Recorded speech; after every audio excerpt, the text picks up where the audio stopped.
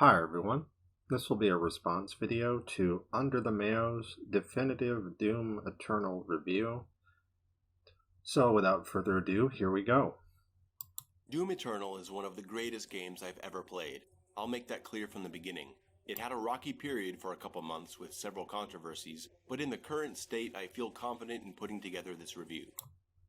Alright, and before I go any further, I just want to say the reason that I'm responding to this particular video, as opposed to making my own content previously, which I haven't been doing because I've been busy, is because this particular content creator on YouTube was one of the interview subjects for an interview Q&A series that I've been giving called Hellblazers. I'll provide a link in the description below, which covers Doom Eternal and the people who play it, specifically those on Twitch, and those can be normal players or casual players, or they can be speedrunners. However, I also wanted to include other people who aren't on Twitch, people who aren't speedrunners, and one of those individuals was Under the Mayo. He's a YouTube content creator, and his particular approach to Doom is fairly unique compared to some of the other interview subjects. Playing Doom 2016 and Doom Eternal, he has more of a casual perspective. And when I say casual, I mean that from the point of view of someone who isn't a speedrunner, but in his case is a sort of a dedicated gamer who plays on harder difficulties. He's very analytical. He has a lot of insight to offer in regards to the games that he plays, be they Doom Eternal or God of War or Resident Evil 3. And in the case of Doom 2016 and Doom Eternal, he is able to play the game in a way that isn't a speedrun, but it's not really what I would call a normal playstyle. It's called brawler mode, where he effectively ties both hands behind his back, and he plays at a handicap, because in his opinion the game is too easy under normal circumstances, playing with the tools that are normally supplied to you, the player.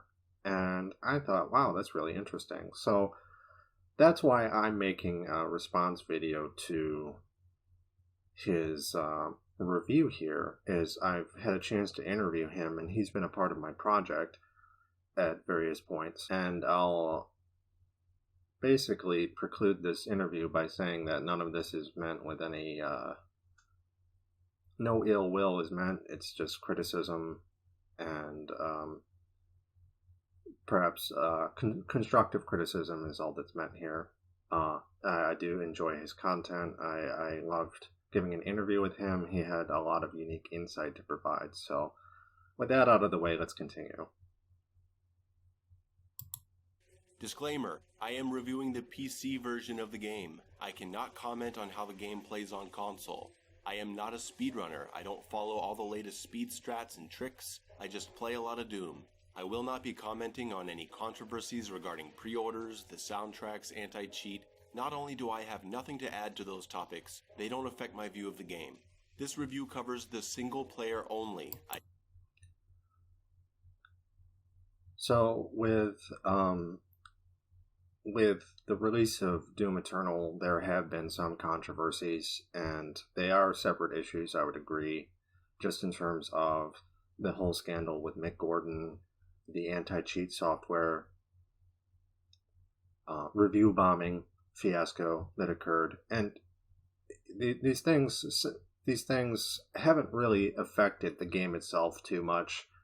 Mick Gordon leaving is a result of him not wanting to continue working with id, but that will affect future games. And the anti-cheat software was implemented and then revoked, so the game was affected negatively by it, but they removed that feature from the game, and now it's effectively the way that it was upon release. It is still patching the game, but for the purposes of review, it it doesn't really need to be mentioned because the game as it currently exists, and the game as it has existed up to this point, for the most part, wasn't actually affected by the patch in a negative way. Also, Under the Mayo is only talking about the single-player campaign, and he is known for playing Doom single-player. He played Doom 2016 for hundreds of hours, and in the review between him and myself, he goes on to mention that those hundreds of hours spent playing Doom 2016 were entirely single player. I don't think he's actively tried to play multiplayer with Doom 2016 or Doom Eternal. So when he says that he's only played Doom single player, he means it. I don't play multiplayer in any game. I haven't played it in 15 years. Now, when he says that he doesn't play multiplayer in any game, I think he's referring to just the Doom franchise, because in our interview together and on his channel, he has talked about playing Mortal Kombat 9, for instance, which is a multiplayer game, and even when playing Doom Eternal, he has compared it to a fighting game, somewhat unconventionally, trying to draw comparisons between playing multiplayer Mortal Kombat 9 versus single-player Doom Eternal, and the feel of the combat in a fighting game versus the feel of combat when fighting the Marauder. He has made comparisons between the two. So when he says that he's never played a multiplayer game, he's actually talking about Doom. I mean, just based on what he's told me, he does play multiplayer games to a certain extent. Didn't touch it in 2016, and I didn't touch it here. Maybe I will someday, but I consider it something totally separate. If you want to see some good battle mode content, check out P&D Ketchup on YouTube. And that's fair. Again, this review just covers single player, so it makes perfect sense to just treat those as separate things. And even though in this case, as opposed to Doom 2016, Doom Eternal was produced by the same company relative to the single player and multiplayer content, so it is more cohesive, but the style of the games is a bit different. Despite that, I mean, they have similar components, but for Mayo not to talk about that in his review, that's fine. Especially given that he only plays the single-player content in the Doom franchise. Even with the classic games, I think he mentioned that he's only ever played Doom or Doom 2 or Final Doom. Any of those classic Doom games, Doom 64, I can't remember if he said he played that or not. He has only played the single-player side of things. And that's fair. I mean, I've never played multiplayer for classic Doom either. I've only played the single player stuff. I will be covering things I love about the game, some things I definitely don't, and the in-between. Also, this review is my personal feelings about the game. There will be plenty of things not mentioned here. I can't cover everything. I'm just going to talk about what I want to talk about. I hope it's entertaining. If it's not satisfying to you, I sincerely hope you can find that content on another Doom channel. And there certainly are other channels that talk about the game, and that's something that'll come up in my response as I continue to watch this video, in that there is a tendency for Under the Mayo to respond to other people's opinions in regards to his own. So that is definitely going to come up here, but there is a lot to talk about. There's a lot of different aspects of this game to discuss. It's nowhere near as simple as the classic games. So it's fair for Under the Mayo to say, look, I'm not going to be able to talk about everything, because even with the single player campaign, there's so many different factors to consider. Like, they're really put a lot into the game, just in terms of items to discover, but new play mechanics. There's different ways to play the game. And then with the most recent patch, they even included something called Empowered Demons. So even though it's a single-player game, if you die or if someone else dies, you're playing the game online with limited function, meaning that if a death occurs from another player, it can affect your game by having a demon become empowered. So there's all kinds of little things like that to critique as well. So for him to try and discuss every single aspect of the game, it's just not possible. And this video that I'm responding to, the definitive Doom Eternal review, is almost 40 minutes long. Of which there are several, and they are excellent. So let's start with the core of the game, the gameplay. Doom's combat has never been better.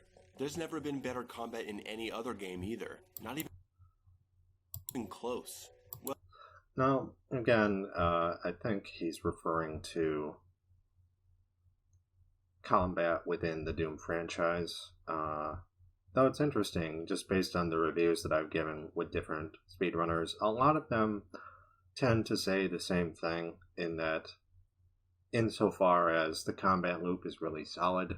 However, they're coming at it from different schools of play, and some of them do have certain opinions that are not quite as universally positive, not as effusive as under the Mayos. Bite Me, for instance, is known for his world records in Doom 2016, and he has played that game to death, and when he talks about it, he is able to kind of explain, like, look, as a speedrunner of this game, I speedrun the game because I loved it, and I spent all this time with it, and I wouldn't be doing that if it wasn't enjoyable to me. And then to watch Bite Me try and speedrun Doom Eternal, he really enjoys the combat loop, and he says that it's perhaps the most invigorating and exciting out of all the Doom games. And this is someone who has played the classic games. But, that being said, there are certain things that make it difficult for him to play the game. I mean, just because the combat loop is good doesn't mean that that's the end-all be-all of a Doom experience. And it is kind of ironic, because the classic Doom games, there really was nothing but the combat loop, relatively speaking. I mean, there were other aspects like movement and resource management, but they were a bit simpler. They were a bit dialed back or less ambitious. They didn't necessarily take center stage. They're still a part of the combat, but they are simpler in the classic games, whereas in Doom Eternal, the combat loop tries to force the player to collect and manage resources relative to the combat, and it also tries to force the player to move in a particular way. It's in the player's best interest to stay mobile and to be moving in not just forwards, backwards, left, or right, but also up and down, changing, jumping high into the air, using the meat hook, things like that. And it is certainly different and kind of unique in the Doom universe, but is it the end-all be-all? And at the end of the day, some of these other players have praised the game for its combat loop and saying that it's unique. But I've also heard them say that, like, look, it's just different than the classic games. Is it better? Is it what they should have tried to make this entire time? Well, no, it's just, it's its own kind of experience. And it has qualities to it that make it more exciting and energetic in certain ways, but also make it more frustrating in certain ways too. When you open up new avenues of gameplay, you also open up new avenues of criticism. So it's not like, well, you add more components so it's automatically better. Well, maybe God of War Ascension. Not a great game, but great combat. The combat is fierce, chaotic, and creative. You gotta be on your feet all the time. And this is definitely true.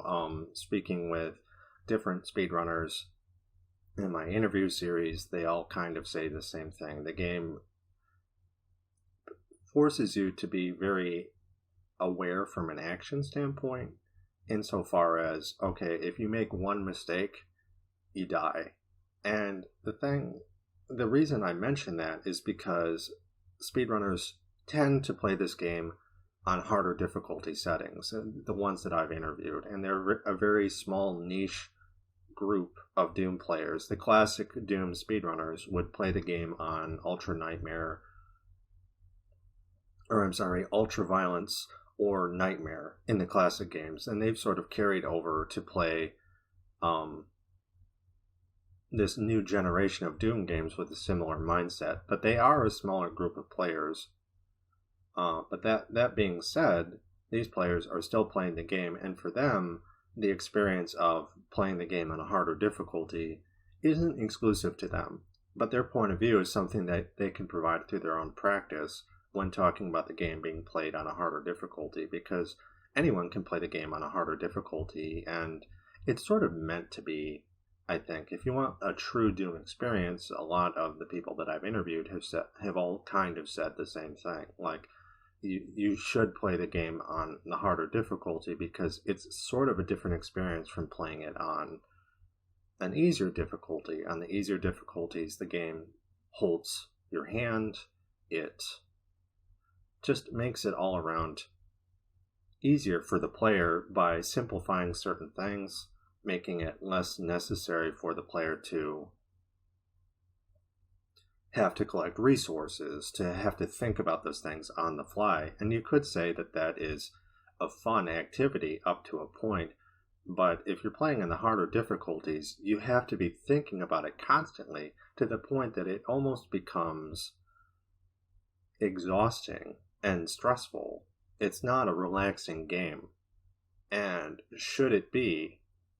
And to be fair, playing the classic Doom games, even on Ultra Nightmare, Ultra Violence, even on that difficulty setting, it's fairly relaxing. You can kind of take your time with it. There's no rush. Even though the game does time you, it does award you for playing faster, it's a fairly relaxing experience. Whereas on harder difficulty settings, Nightmare, which is sort of the go-to experience from a lot of the people that I've interviewed, most of them are speedrunners, but it also does include under the Mayo, who is gravitating towards the harder difficulties as well. If you play the game on the harder difficulties, it can turn up the juggling act that the player has to do to harder extremes. It gets more and more, it puts more and more burden on the player to the point that it forces you to play a particular way. And the reason I mention this early on is that under the Mayo has his own sort of play style where he says that the game invites the player to experiment and try new things. And that type of play style, that type of experimentation is less tenable on the harder difficulties. On the lower difficulties, you can do pretty much whatever you want because the demands on the player from the game are much lower. But on higher difficulties, you're not just on your toes. You're on your toes because the game is expecting you to do all of these things. And those expectations of the game can't be subverted by player invention to quite the degree that Under the Mayo might be describing. Because when he's making some of these broad claims, he's talking about the game generally. But on the harder difficulties, that's just not possible. And the reason I mention that relative to him is that his so-called brawler mode, where he's tying both hands behind his back and he's basically playing the game with his feet, it is meant to be played on the harder difficulties. And it's meant to master the game because Doom 2016 in his mind was too easy. It was too easy to exploit. There were just too many things that made it so that the player couldn't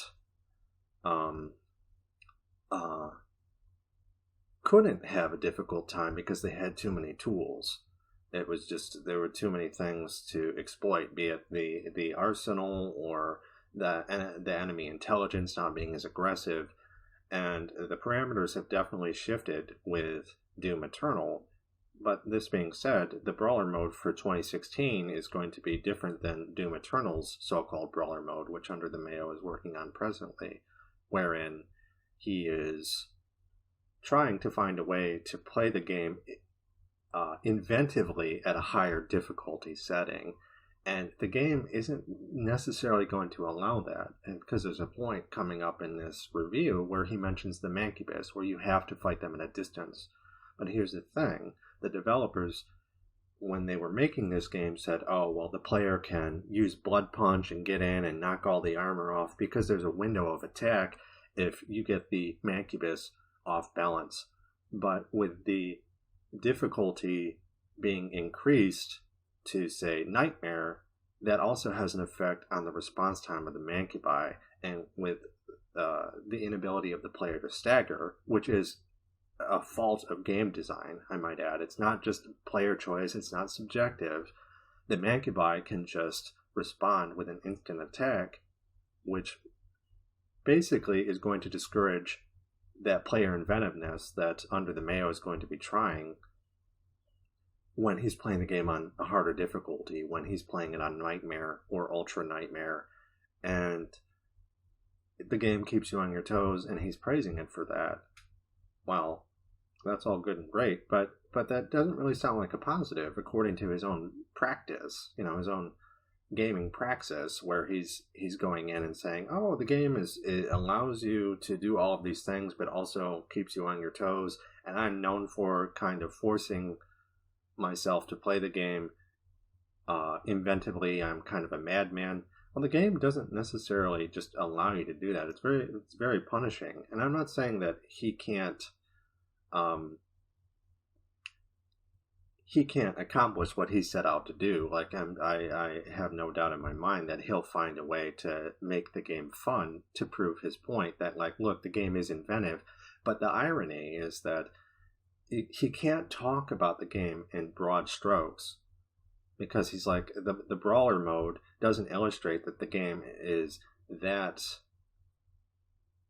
encouraging from an inventive standpoint. It's not that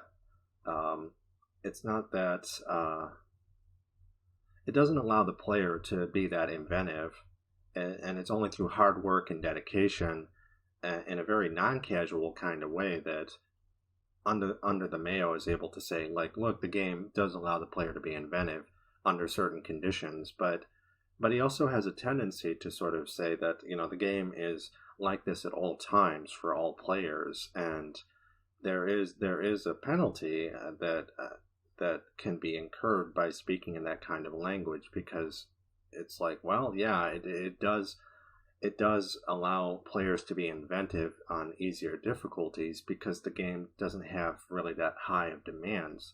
And suddenly, is it really keeping you on your toes if you're playing on the easier difficulties? No, it's not. But if it is on the harder difficulty, and you're trying to make this broad statement that the game allows the player to be inventive, it really doesn't. And it's really Under the Mayo going out of his way to try and prove a point. But it only applies to this specific group of research points. This research condition that he set up for himself is pretty unique, and it's not that far removed from a lot of speedrunners that play the game and experience it at more exclusive under more exclusive variables, where suddenly it's not a casual experience. That's the irony. Is Under the Mayo is talking about the game and praising it as being sort of inventive, inclusive for all players, when in reality the inventiveness that he is discovering is only available if you play the game in a very specific way. And yes, Doom Eternal allows that, but it also can be quite stifling for a lot of play styles. If you're playing the game on a harder difficulty, you really have to force the invention, and there are going to be certain things that you're going up against that just aren't that fun. And I'll try and talk about those as he carries on here. The impact of the weapons is strong, and the controls are tight and responsive. You have a wonderful sense of mobility thanks to the double dash, and especially the meat hook, which will be the name of my firstborn child.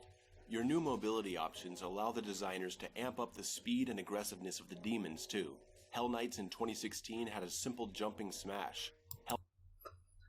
And this is something that I wanted to respond from a Twitch stream Your Mate Devo I was watching, where he said that Doom Guy is so strong and has so many abilities, from his dash to his double jump to the meat hook, that the only way for the enemy to even go toe-to-toe with him at all, or to even be a part of the conversation from a combat perspective, is for their movement to be increased.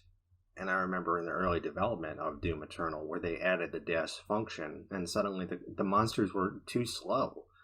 And it has an unintended effect of difficulty, where if the player doesn't move at all points, it can be problematic because the demons are just going to run up to you. They're very aggressive, and that's fine.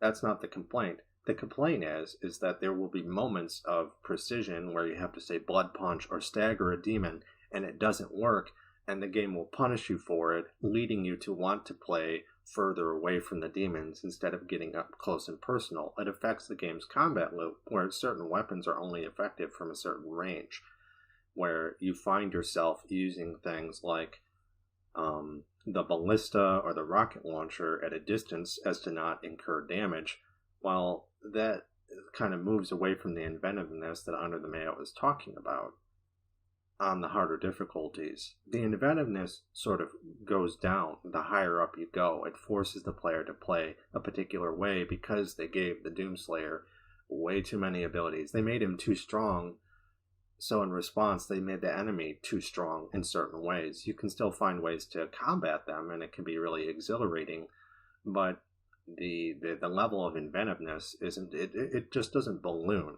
You know, it still exists. There is the potential for it at harder difficulties, but you're playing at a handicap when you do that, as opposed for the game sort of allowing that at harder difficulties. And there is a difference, but it's not what Under the Mayo says it is. Hell Knights in Eternal jump like their characters in NBA Jam. Dread Knights pounce around the room like kangaroos. Teleporting prowlers, slithering whiplashes, the action and movement on screen are so much more dynamic this time around. The Caco Demon was not much of a threat in 2016, in my experience. A big, slow target with a single projectile. Now they have a multi-shot attack which is devastating, and they appear much more often.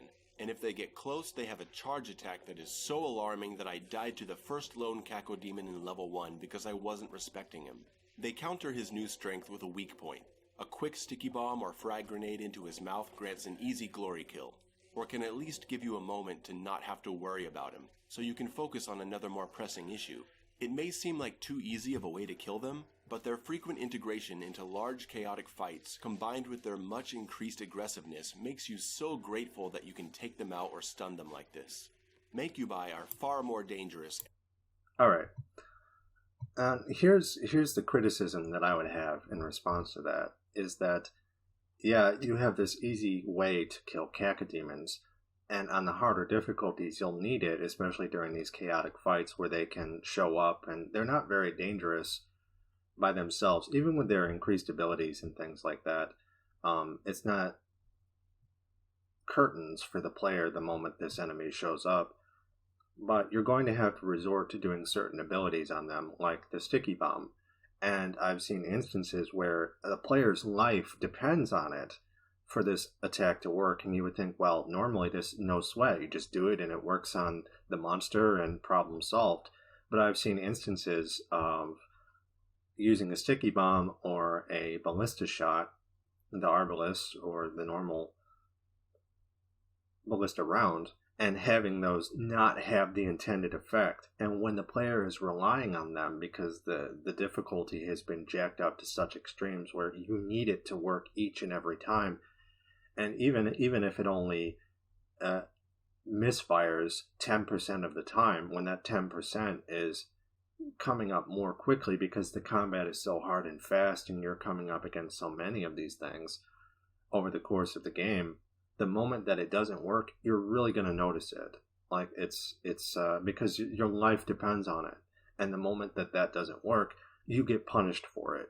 And that is definitely something that players can complain about and should complain about. And it kind of is tricky because you have a game that is catering to hardcore players on Nightmare and Ultra Nightmare, and it's kind of a different experience than on the easier difficulties, where so many of the people who buy the game are just going to play it on one of the difficulties that isn't Ultra Nightmare, or Ultra Violence, and Hurt Me Plenty, I think. I don't know what the other ones are called, but just the easier difficulty settings. It's almost a different game. And it becomes difficult because you can't have a blanket statement in regards to the gameplay for all of the difficulty modes. And for all intents and purposes, I would prefer... I'm not interested in talking about a casual Doom experience. Like, I mean, playing classic Doom, I always played it on Ultra Violence. I didn't play it on Nightmare just because it did seem like it forced the player to move very quickly at all times.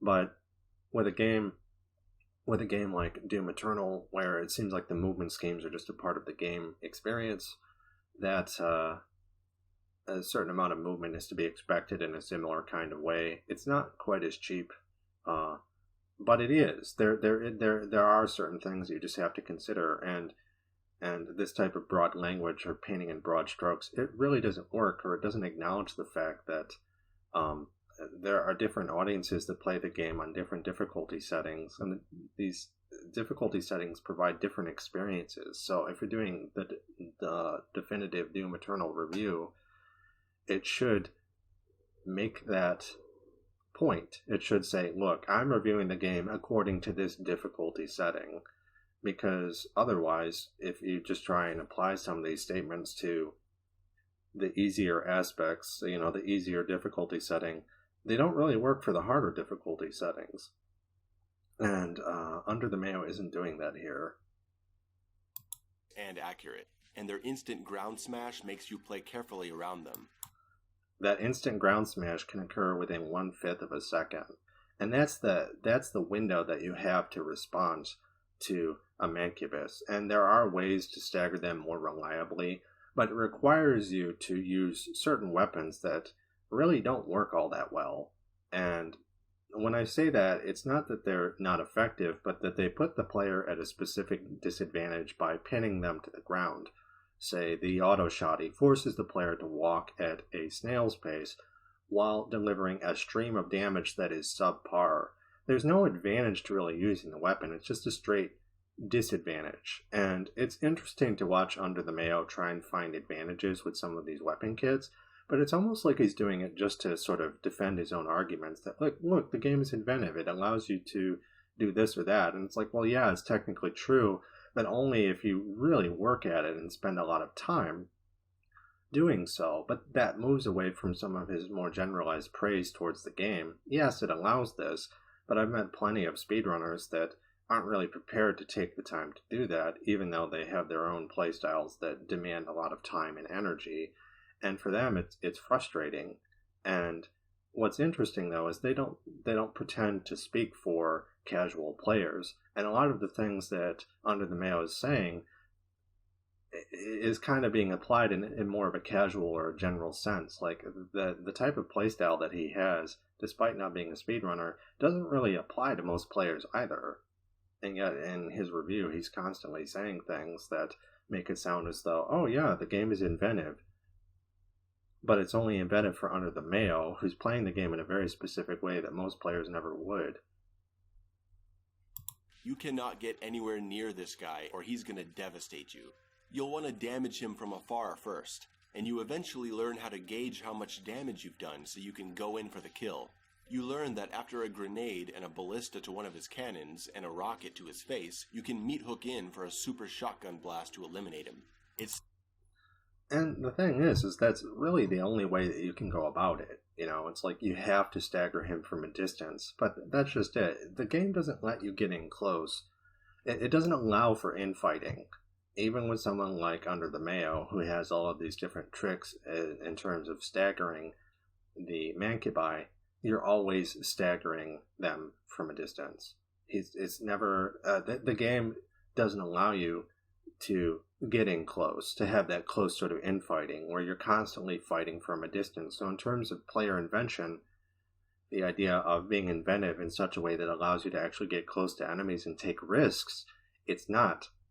Under the Mayo and his own playstyle against the Mancubi, there isn't a lot of risk involved. Instead, he's doing all of these things while playing from the safety of distance. And I think that is something that to be criticized with Doom, where it's like Doom isn't a game that's supposed to be about fighting from a distance at all times. Even with the classic games, sure, you'd have a rocket launcher and you'd fire rockets across the room. You'd jettison a salvo and you'd kill a bunch of enemies from afar, or the BFG, or what have you. But there would be instances in those games where you would be fighting Mancubi up close, and you could stun them reliably. Stun lock, stagger, things like that. And the issue with Doom Eternal is that you can't reliably stagger Mancubi. And all of these different options in terms of inventive technique that Under the Mayo has supplied are being done from a distance. And just look at his footage. Like, he's always far away, and then he has to use the chain hook to fly in and stagger, to fly in and do the damage then. But it's kind of bizarre, really. It's always from a distance. And when I say a distance, I mean like pretty friggin' far. And that can be kind of boring to watch, but also boring to play, wouldn't you think? And not for Under the Mayo, who clearly enjoys that specific challenge, but it's the same type of complaint that I've heard him level against speedrunners, where it's like, okay, speedrunning isn't everyone's cup of tea. Well, neither is Under the Mayo's brawler style. And in both instances, that kind of sort of moves away from more casual kind of language that you might use to describe the game in a positive light, where Under the Mayo is no more casual than speedrunners, and yet he sort of speaks to the game in casual terms. Such a sweet dance that balances distance play, close range, equipment utility, weak points, and I just love it. The enemy weak points are very satisfying to target because of how annoying the enemy weapons are.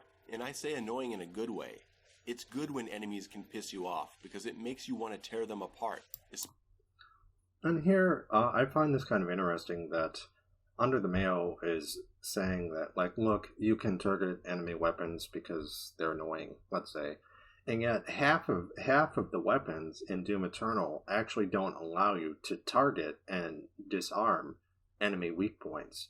So the auto shotty, for instance, you literally can't target a weak point at all. It forces the player to use a specific weapon instead of allowing for both, which again sort of takes away from the game's inventiveness in a way that isn't fun. It's taking options away from the player, and this is true at any difficulty setting. Especially in a game where tearing someone apart is this glorious. The Arachnotron has a weak point on his turret, and at first you feel it's just a suggestion to target the weak point.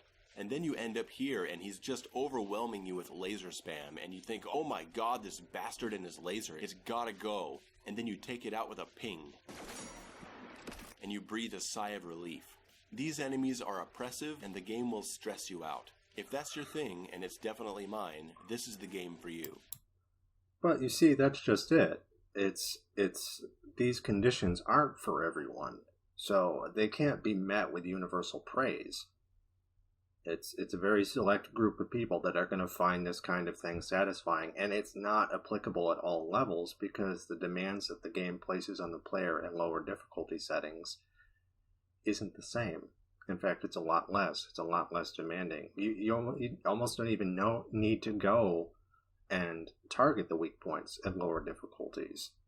And that's just it, is a lot of the weapons in the game, a lot of the weapon mods, half of them are made for easier settings where they're intended to work better, and then at the harder difficulty settings you have the meta weapons that are just more effective at harder difficulties. And the amount of work that Under the Mayo has to go to prove that these less effective weapon mods can still work, it takes a lot of effort on his part, and it's certainly not something that any player could do. And if a game was really well designed, in my opinion, Super Metroid, for instance, where you can beat the game with all of the equipment, or you can beat the game with less equipment, and it's not, the difference in difficulty with one versus the other isn't that extreme. And with Doom Eternal, it is. It is a tremendous challenge, and it takes a lot of time and effort. It's not intuitive at all, and that type of discrepancy sort of isn't really good game design, I don't think. That's something that isn't intuitive either, where these weapons are provided to the player, and they don't they're not really sort of explained in any particular way, like, oh hey, this weapon mod isn't as good on harder difficulty settings, when that is very obviously true if you watch people use it or you try and use it yourself. For a game that has so many tutorial functions, some of the most pertinent information, such as this weapon isn't as good, really should be included, I think. And he's like, well, that's just your opinion. But then in order to prove it, under the Mayo has to do all of these tests and experiments and just a Herculean amount of effort on his part to be able to make his point. I think it's sort of dead in the water from the offset. They're much more intelligent than they were in 2016, though they are more prone to glitching out. Lost souls are pretty glitchy, and sometimes an enemy will get frozen in his idle animation. But those are small issues that hopefully get patched out. To be honest, I've never noticed those myself. Watching the game being played on Twitch by a variety of players, I don't think I've seen that happen once, except with the Lost Souls.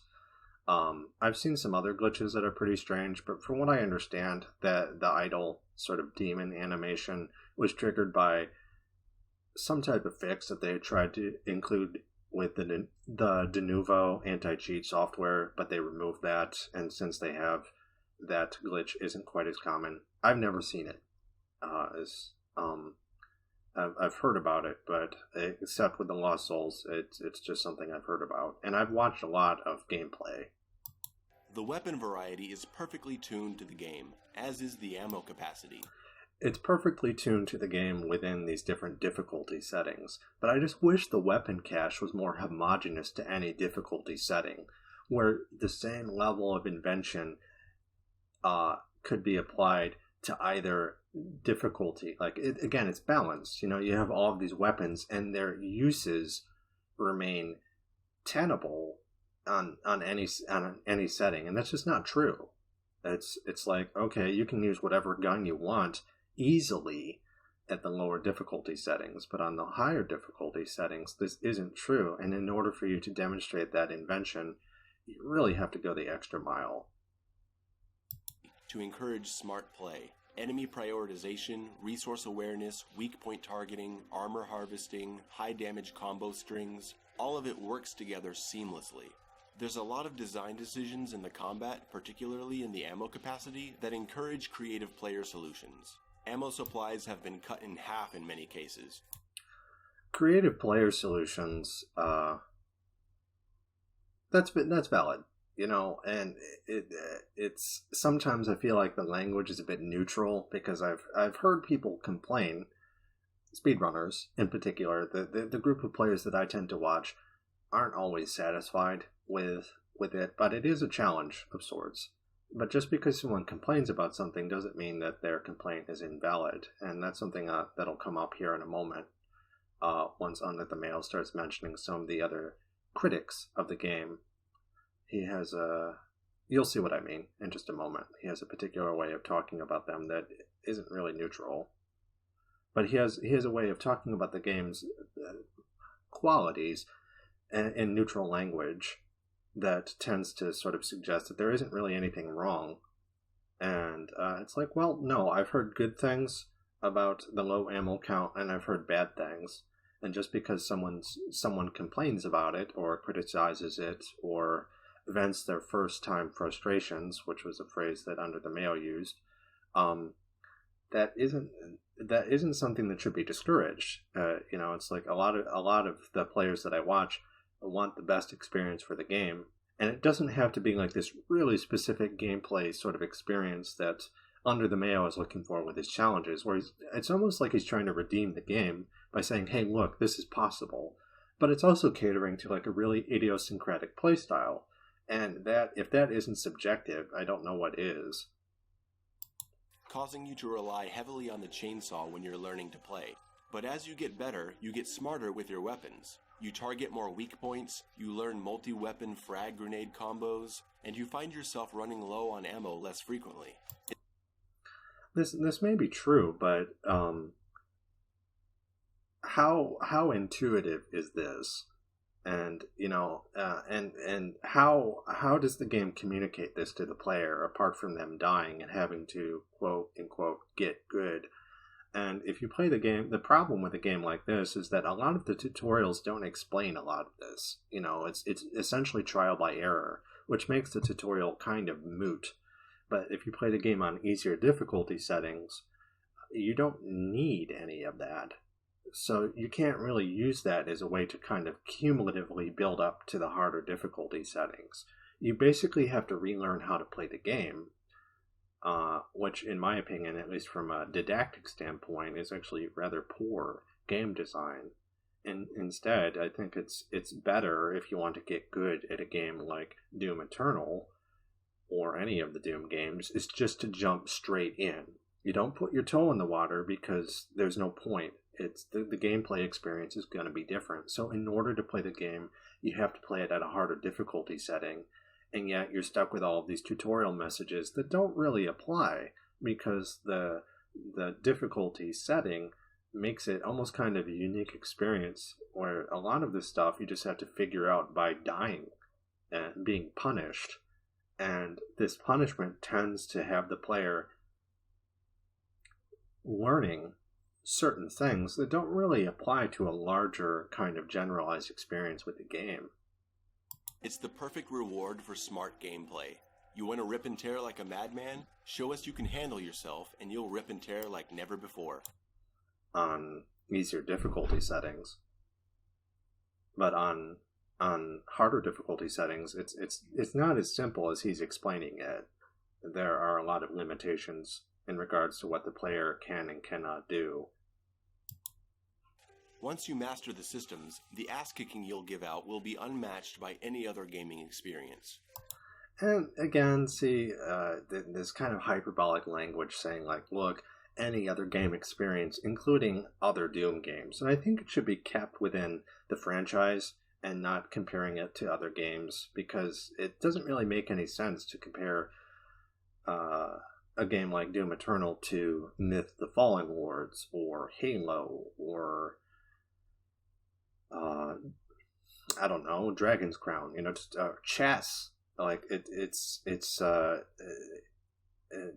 every game is its own kind of thing, and the whirlwind and the carnage in Doom 2016, where you're kicking an obscene amount of ass in that game, and you're actually kind of tempered in Doom Eternal, where you can't be quite as crazy. You can't get in close and pull out the Mancubai's guts with your bare hands. You have to fight him from a distance. There's actually a fair amount of restraint, especially in the harder difficulties, and those are the difficulties that Under the Mayo is playing on to prove his point, except that it only applies to those difficulty settings and not to the game more generally. So it's kind of a mistake on his end to try and speak about the game in such broad language. You get ammo back from the chainsaw, which recharges over time for a one-hit kill on a small enemy, or a large one if you're playing like a pro and you can save up 3 charges without exhausting your ammo.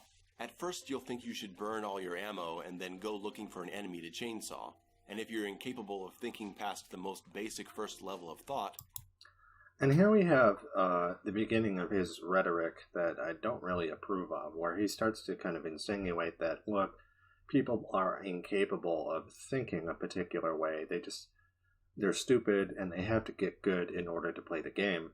And I don't think that's true, because there are people that aren't really satisfied with the combat loop according to the resource management and the higher difficulties, that get impatient or frustrated. And I've seen this with players who are very skilled and who are capable of thinking past. They don't have tunnel vision, and they're juggling a lot of different things at once. So they're not just playing the game at the highest difficulty, they're also mastering routing, They're using different speedrunning techniques to be able to achieve a lateral goal on top of playing the game on Ultra Nightmare. So just to attack people for being fed up or frustrated isn't really fair, because these frustrations are provided by the game as being sort of inflexible, especially on harder difficulties. And Under the Mayo has a tendency, though, according to his own sort of opinions about the game, that if somebody disagrees with them, he tends to insinuate that they are stupid, when most of the players that criticize the game, that play it at a similar level of skill and ingenuity that he does, are far from stupid.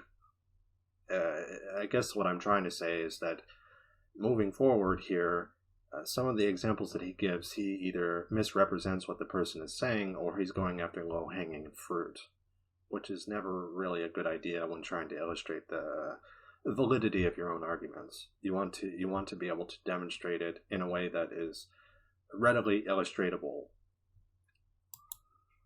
You'll feel like you're always running out of ammo, and then you'll make a video on YouTube complaining it's bad design.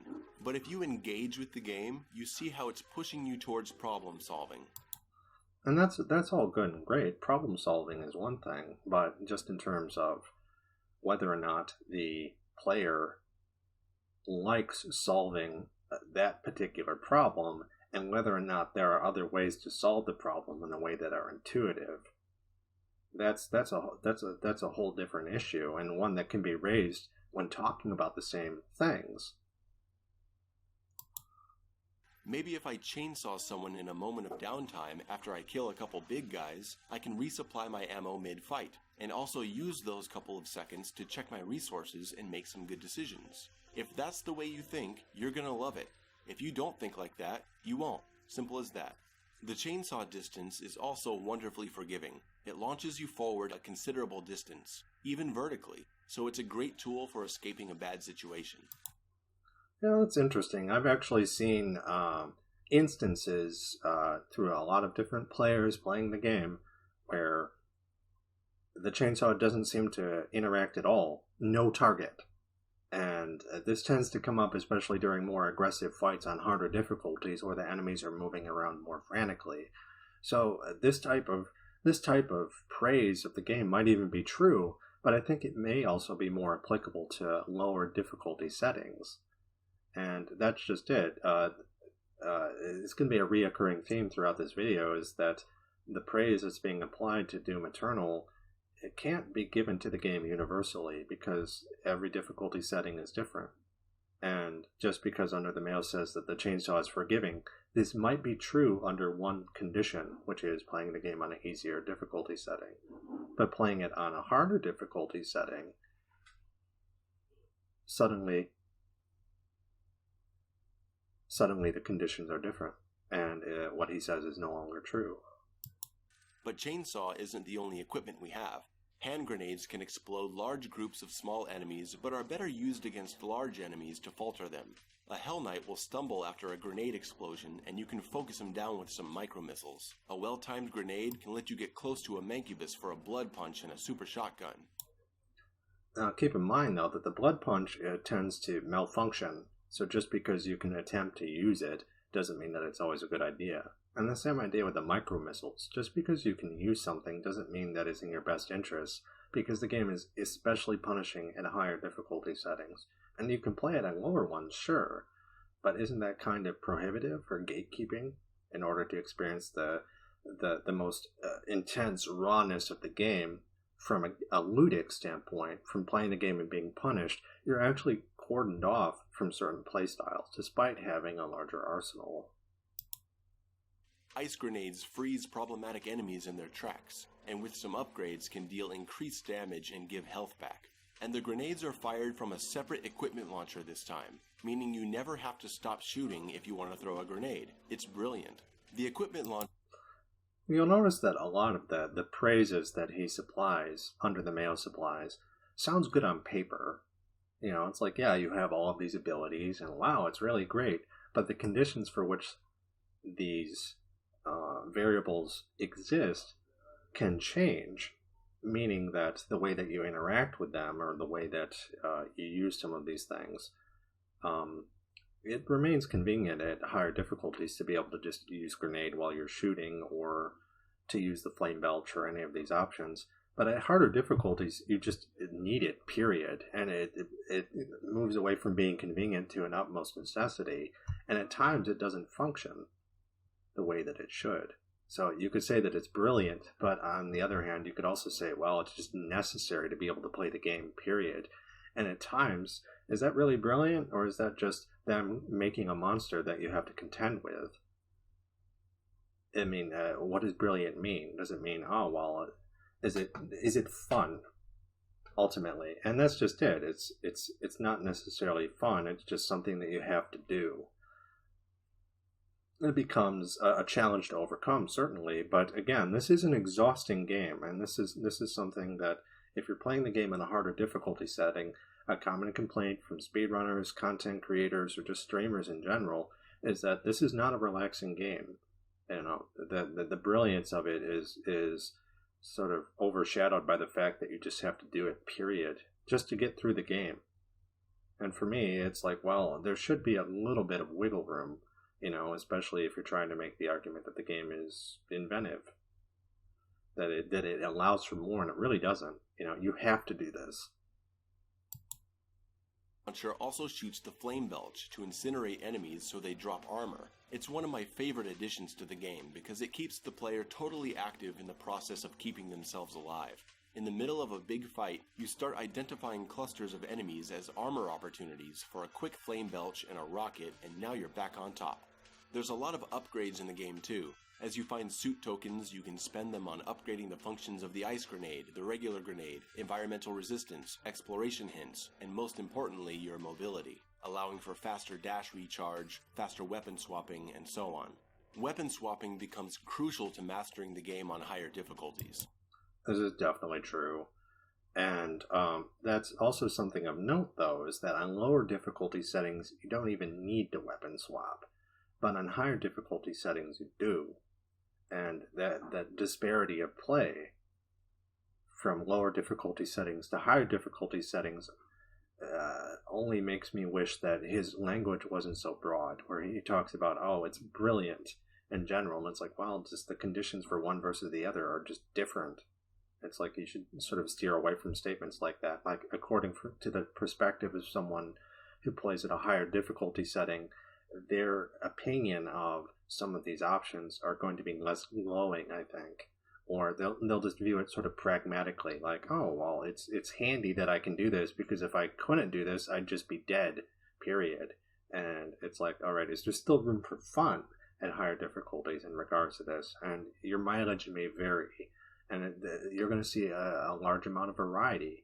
And a lot of the people who are upset with the game are casual players. And these are people who are playing the game and trying it at harder difficulty settings, where you want more of a challenge because the game feels easier on easy mode, to the point where it isn't as fun. But then if you try and play it on the harder difficulty settings, you find yourself running into a brick wall. And for someone to come along and say, look, just get good, that's not really fair to the player. If the game being tutored for all of these things in terms of how instructive it is, or how many tutorials it has, or how many weapons it gives you, it doesn't really prepare the player for that type of shock to the system. And that's something that I think can be leveled at the game fairly, where a lot of the people who are upset with the game are casual players. And that's something that needs to be said, is that this game was marketed towards casual players. It wasn't something that was just aimed at a particular audience. Like, it was aimed at everyone, but it's not like if you are a casual player, you're just going to be happy on an easier difficulty, but you might not be prepared to play it at a harder difficulty, and the game doesn't really do much to prepare you for that. And that, I think, is a valid criticism of it that flies in face of some of these more generalized statements that Under the Mayo is making. Quickly taking down the Marauder and large enemies that fall to combos, and getting a quick snipe on a distant enemy and then switching to a meat hook to fly away. The weapons have never felt better. The plasma rifle especially has been improved, and now feels better to spray liberally. All enemies now explode after they're killed with it. Nice touch. The chain gun doesn't have to spin up anymore, making it much more useful. The sticky grenades on the shotgun are amazing, the rocket launcher is vital to your gameplay, lots of variety and mods to be upgraded and experimented with. There are mods and weapon strategies that can make quick work of some enemies. Quickly switching between rocket and ballista can melt some enemies. The mobile turret of the minigun annihilates the Hell Knight and the Dread Knight. If you get good at certain tactics and weapon combos, you can trivialize some encounters after your first playthrough. But here's the wonderful thing. That's all up to you. If you get bored by lock-on rockets killing heavy enemies, play with the remote detonation mod instead. But here's the thing, just because you get bored of using a particular thing doesn't mean that the game is going to make it any easier on you. And you will say, well, it's a harder difficulty setting, so it should be difficult. But there's a difference between making it difficult to play the game and making it difficult for the player to work with alternate options. And just how attractive is a certain weapon going to be on harder difficulty settings? And if the other weapons aren't as attractive, maybe it's to such a degree that it won't be any fun to try and learn how to use them. And Under the Mayo sort of prides himself in being able to do that, and he enjoys it. But that is a fairly kind of narrow or idiosyncratic response. And when praising a game, if you are sort of talking about it in glowing terms, you have to also provide the disclaimer, this is my very subjective opinion, and this isn't something that people are going to feel more generally, because it's not.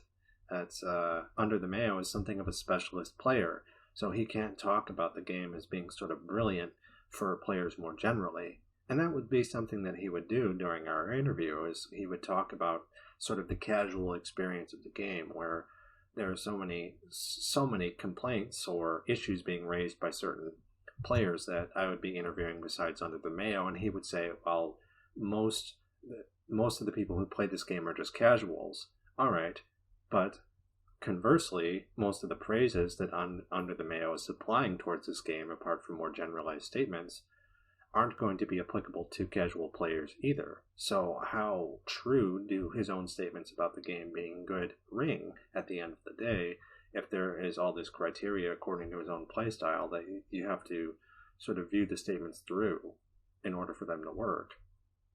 It's just something to consider. You know, Under the Mayo, he's not a casual everyman. He says he's not a speedrunner, but he's also not just like an everyday sort of player. You know, he plays this game a lot, and he experiments a lot to prove his point. And the fact that he can do it at all is a testament to his own ingenuity.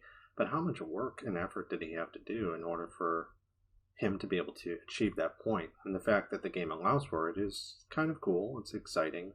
But it's more applicable to him than it is to most players, including speedrunners, many of which deny a lot of his ideas. And that's just something to consider. Just because Under the Mayo likes his own sort of process towards playing the game, most speedrunners don't agree with him. And most casual players don't either. And that doesn't necessarily mean that he's just quote-unquote wrong, but that his statements aren't universal. And that's something to keep in mind. It's sort of a bullheaded approach to things, which makes sense given how much sort of tenacity an approach like this would require, but it doesn't mean that people who have criticisms are invalidated either. And try a different playstyle. If you don't like cheesing the Marauder, don't cheese him. The game is dynamic enough to give you several fun options to choose from. Again, the fun is relative. I really like the way the melee attack has been changed too. Your melee does next to nothing, so it's just not an option. Except when you try and blood punch a mancubus, and instead of doing a blood punch, you do a normal punch, which does no damage, and then you get hit in the face for 100 hit points in a fraction of a second. See, and knowing this kind of thing, that sounds like a criticism, doesn't? And a valid one. And Under the Mayo is talking about this type of punch like, oh, they've made the punch worthless. And it's like, it's entirely possible to kind of find praise in that, I guess, but most people that I talk to, not just speedrunners, but people who play the game in general, kind of wonder what is the point of making, in a game with such powerful enemies and so many different options, why include something that basically does nothing? It basically turns the melee ability into the pistol from Doom 1 or Doom 2. It's like you're never going to want to use it. And anytime you do, you'll be kind of kicking yourself. You're like, no, don't use the normal punch, use the blood punch. And yet the game will accidentally cause you to use this ability that they kept in the game that is worthless. Does that sound like something that is positive? I'm not entirely sure that it is. You gotta use your guns, and that's very Doom. And it discourages players from mashing punch in a panic situation, which is something I saw a lot of people do in Doom 2016 if they were new to the game. I like this change a lot. If you want a strong melee attack, you have to charge it up with glory kills to get the blood punch. Which doesn't always work. Which is a devastating punch with a large blast radius. It breaks Cybermancubus armor, it breaks enemy weak points, very fun to use. When it works. The problem comes from the hit detection. Something about it doesn't work right. I've had a lot of instances where I went in for a clean blood punch on an enemy, and I got a regular melee strike instead.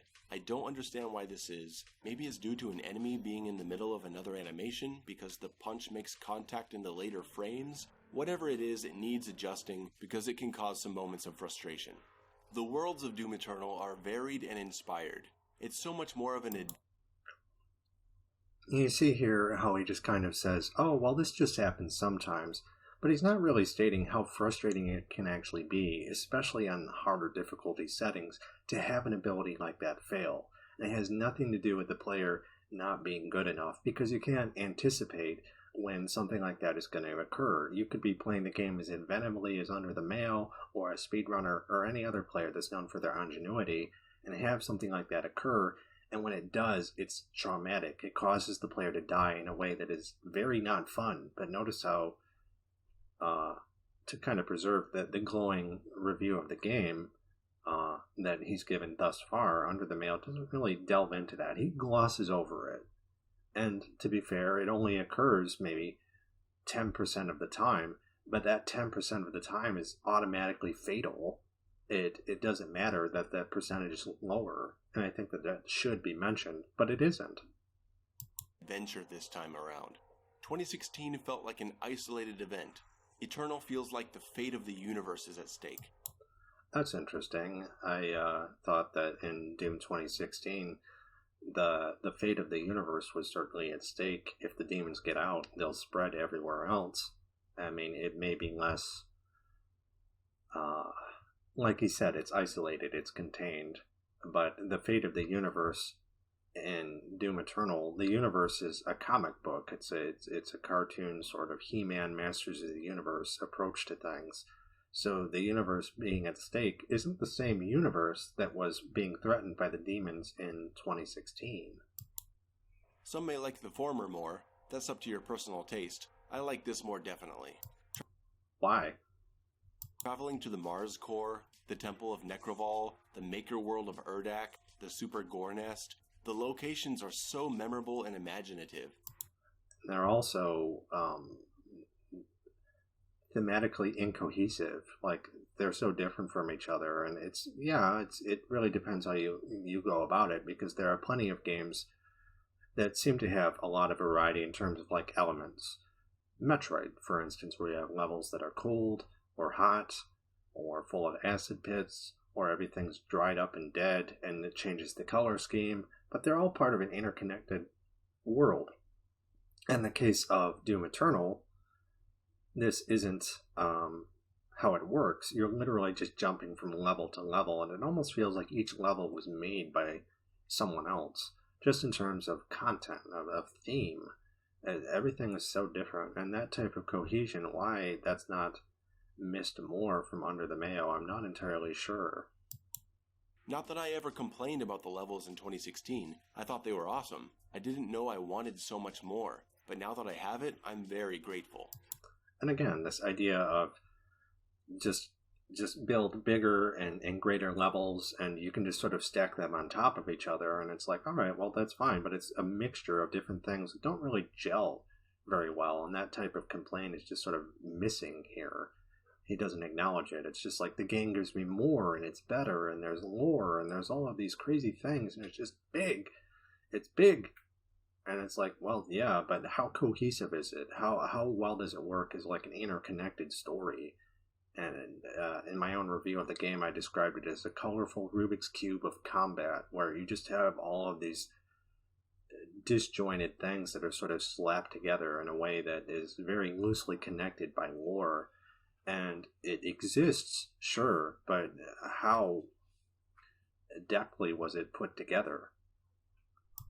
The levels may be too big, though. Some of these places feel like they're the size of 2 levels. I think the game would have benefited from splitting them up more. Sometimes when I'm in the mood to just casually play some Doom Eternal, I sit at the level select screen just staring, remembering how big these places are, and I get exhausted and intimidated just thinking about it. I think it flows fine enough in the campaign. But when you say the campaign, are you playing through it all at once, or are you playing through it one level at a time? And I've known plenty of players that will do just 1 or 2 levels. A lot of speedrunners, for instance, would do Ultra Nightmare, and they would just complete it 1 or 2 levels at a time. So there's more than one way to skin this cat. But still, I would cut it up into maybe 18 levels instead of 13. In regards to a single playthrough, where you're just playing from beginning to end, that's a lot to put on a player, especially considering how sort of frustrating the game can be at times, or how demanding the game can be in terms of its difficulty. Eternal still has claustrophobic and corridor-style sections, but it's also not designed with them in mind at all. And some of the more frustrating elements in the game have to do with the fact that you're trapped in the room with these Tasmanian devils that can do all of these area of effect and projectile attacks, which become nearly impossible to dodge in these sections. Like, they include them, but it doesn't really work to quite the same degree. But the overall levels feel more open and spacious compared to 2016, which complements the new mobility options. And this is greatly aided by one of the game's most controversial additions, the platforming. I like the platforming. I don't love it. When there's a platforming section, I'm either indifferent or it's amusing. So if you're indifferent towards something, then to me that sounds different than saying that you like it. Like is a positive response. But if you are indifferent towards something, you don't feel one way or the other about it. Like this here. Jump, meat hook swing, catch the wall, launch yourself off, bounce off a jump pad. It can be pretty cool sometimes. Sometimes. But generally speaking, it's not. Generally speaking, the player is supplied with platforming, which is much more boring than that, where the player almost has to try and spice things up. And once you get the hang of it, sure, there are certain instances where you can do this or that, but more often than not, it's just jump from wall to wall, climb a ladder. No, that's like climbing ladders in Mega Man X. Is it really that flashy or exciting? No, it's just something you have to do to get from point A to point B. It definitely doesn't take away anything from the game. Some people are actively angry about it, and the reason completely escapes me. I find the ranting and raving about a 5-second section of spinning fire poles to be ridiculous, forced, and childish. But it's not necessarily 5 seconds. It's spread throughout the game, sure, and it's generally between arena fights, but it's more than 5 seconds. And there's plenty of traversing that you have to do that is mundane. It's set up in such a way to give the player some breathing room in between the combat and the fighting, but it's also just bland. It's different than, oh, okay, this is the spice, and this is the stock. This is the staple. And that's one thing, but with the platforming, it's just kind of unexceptional, and it doesn't really gel very well with the combat. And to say that everyone's sort of chomping at the bit or frothing at this particular aspect just isn't true. And to say that they're childish and all of that, I feel like that complaint could just as easily apply to you, in that if you under the Mayo are saying these things, it's like, well, all right, but you're also framing everyone who sort of disagrees with it or who takes umbrage with it to be childish and stupid. It's like, well, no, that's not the case. Plenty of people are able to play the game and frame it in such a way where not everyone is just a raging lunatic when it comes to these things. but these are the only ones that you address. And furthermore, some examples would be nice as well. It's good not to generalize about these things. Is the toxic water section amazing? No. Is it horrible? No. I fly through it in a matter of seconds. Maybe it's because I'm already used to the exact same swimming sections in God of War. The ability to climb walls and catapult into the air directly helps the artistic design of the levels. The developers had a lot more freedom to create unique spaces and locations, knowing there are more ways to traverse the world. But just because you can traverse the world, is it fun? And that's just it. The combat isn't fun. It's not that it's a drag, but it's just nothing compared to the combat itself. And wouldn't that be more worthy of praise had they been able to combine the two and make it so that you're traversing the level while fighting and being able to partake in all these glorious visuals? And that's not what's going on. There's a division between the two. Some of these incredible designs just wouldn't be possible without the platforming. It helps a lot that the platforming... I disagree. I think it would entirely be possible for the platforming to be a part of the equation in terms of moving from point A to point B, but for there to also be combat as well, and there just isn't. The developers deliberately choose to exclude them. And that, I think, is an issue. That's the reason why the platforming is kind of indifferent. And it has this sort of labyrinthine sightseeing way, or it's like, oh, you can look at the levels, but you're not going to be doing anything. You're just going to be jumping from point A to point B, and it's like, yeah, it's pretty, but wouldn't it be nice to have that sense of epicness while fighting at the same time? Is so tight and responsive. It's fairly forgiving, with extended contact areas to jump from, 2 ways of grabbing walls with either punch or dash, and a very quick dash recharge time. They could have really screwed up here, and I'm glad they didn't. I have never once struggled with a platforming section due to the controls.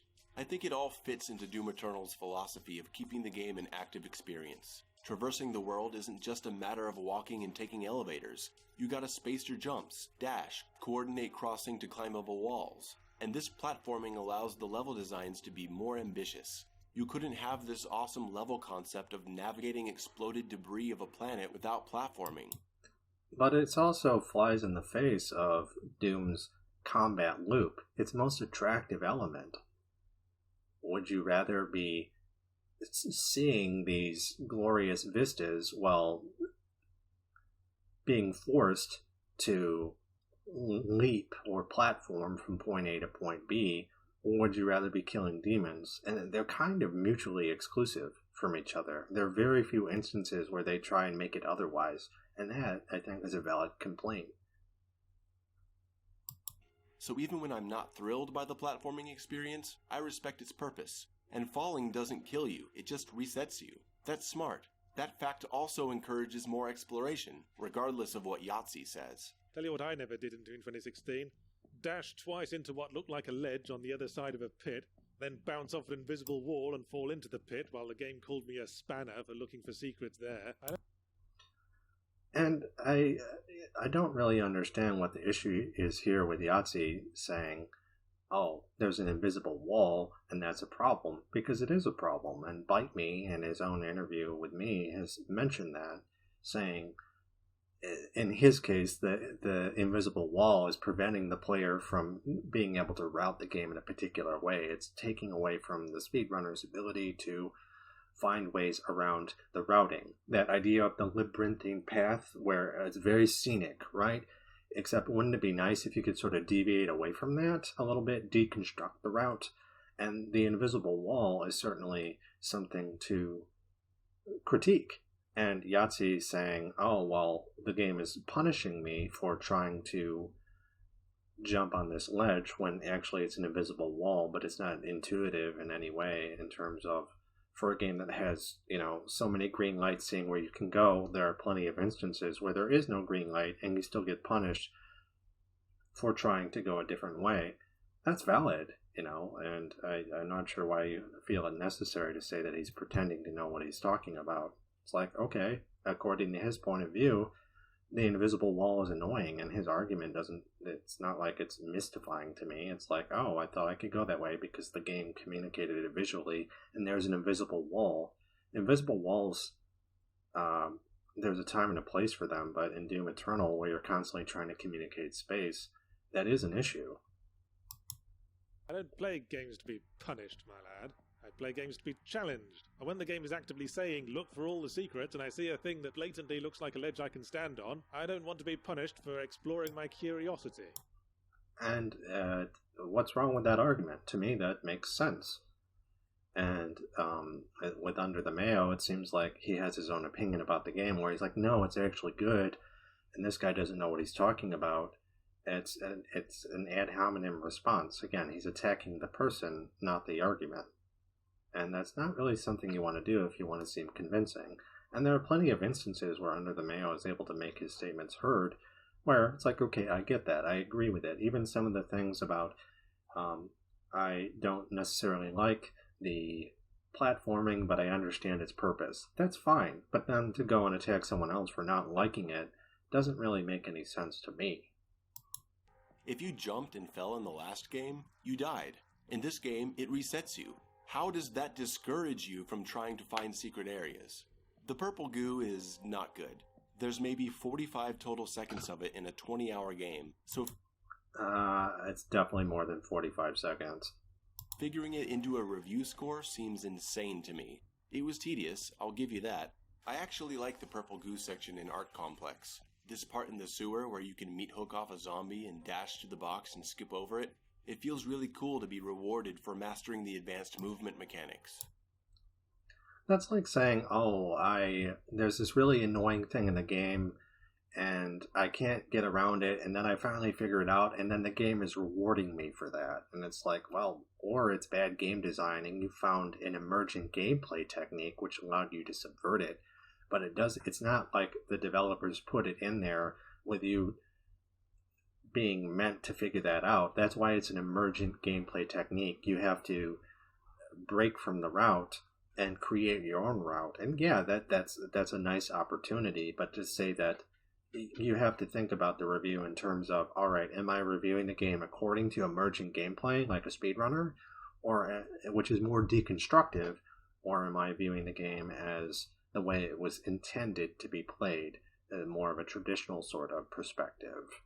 And it becomes tricky when you're talking about something like the definitive Doom Eternal review. You kind of have to either pick one or the other, or when you're straying from one or the other, you add a disclaimer saying, okay, now I'm going to be viewing it from this stance, instead of just expecting people to intuit one or the other. The meat hook is a revelation. Skipping entire fights, repositioning yourself on the fly, flinging yourself off a cacodemon. What a wonderful addition. I'd like to take you through the first few levels of the game and make some observations about how they guide the player through the process of learning the game. If you look at the beginning of Doom 2016, it starts the same way. You wake up and you're put into the action. 3 zombies you gotta kill. But after that, it can be a bit confusing what to do. I'm not saying I was confused, but I've shown the game to several people who are unfamiliar with Doom, and even unfamiliar with first-person shooters in general. And they got confused? Wow, what a surprise. They probably were unused to it and had to spend time figuring things out. And there's nothing wrong with that. The first time I played Mario, or the first time I played Metroid, or the first time I played whatever game, sometimes it's better to be able to get confused. But then when you figure it out, it's no big deal. And conversely, when you figure it out, there's no annoying tutorial to get in the way. And that's something to be said. Do you cater to players who aren't used to playing a particular type of game, or do you view it as positive when the game sort of presents a situation where the player has to kind of intuit or figure things out themselves? And they walked around this area for minutes on end, trying to click on all these consoles with bright lights, and not even noticing that the suit of armor was something they could interact with. So? I mean, it's, again, this is the scenic imagery that you were praising earlier in regards to Doom Eternal, and Doom 2016 is suddenly at fault. And it depends how you frame it, because in this case you're talking about casual players who need to have their hand held when playing the start of a game, whereas in Doom Eternal, the inverse can be true, where you have seasoned Doom veterans that don't really want to take all this time looking at these beautiful vistas. There are always going to be variables that are in conflict with each other, but why one is a positive where the other is a negative, I don't really understand. It seems kind of arbitrary, don't you think? I had to tell them. Then it takes them to the glory kill tutorial and puts them at a door that can only be opened by grabbing the shotgun. Again, I've seen plenty of inexperienced gamers overlook it. They don't know what to look for, and they don't think about being able to pull a gun from a dead soldier's hands, because you can't do that in other games. So, what do you mean, other games? I mean, it's like, well, when I saw that, having played other games, it was pretty obvious to me what you were supposed to do, and I didn't stand there like an idiot. So should a game be held hostage by the fact that there are going to be certain players that just don't play games, period? No, you should probably expect that the intended or player base of a game is going to understand most of these things fairly readily, and that it was never an issue to begin with, and that you're framing it as an issue now relative to people who don't normally play these games. But the irony being is that Doom Eternal isn't really a game that's made for casual players. There are elements for sure, but also the extreme or the ultimate Doom experience where you're playing it on Nightmare is not going to be made available to those players either, and yet you're going to have all these tutorials foisted upon hardcore Doom veterans.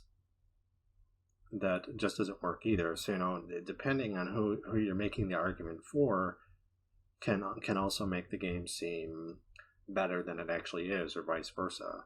But it's arbitrary in either case, and it helps to be selective towards making a centralized argument, which at times you seem to be jumping from one versus the other to make Doom Eternal seem better universally, and I don't feel that that's necessary, and in fact, in terms of good gaming criticism, you shouldn't do that, because going through your review now and looking at all of this, I'm seeing how selective you are. When you want to make Doom Eternal good, you make a particular argument, but when you want to make it bad, you make the same argument, but the outcome is somehow less positive, and to me that doesn't...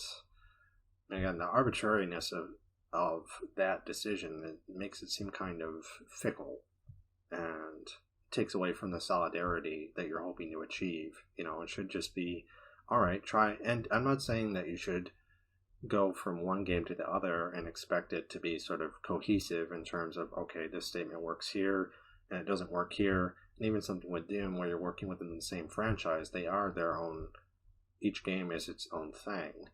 But that being said, you should still be able to, if you're going to make an argument, a qualifying statement versus one compared to the other, the applicability of your argument should be the same. In this case, like, okay, because you don't explain why it's an issue in one versus the other, and it should be consistent, I think. So they get lost again. Then you get to the first combat area where you learn to move around and battle with imps. Doom Eternal does all this much better. We get a much more exciting opening cutscene that really brings the hype. A cutscene you can skip, by the way, if you want to go right into the action. And that's just it. Doom Eternal supplies a lot of content that most players, at the initial hype, is fine. But how long before the game starts, the novelty of some of this stuff starts to wear off, and you just want to get straight to the gameplay. That in and of itself is a criticism.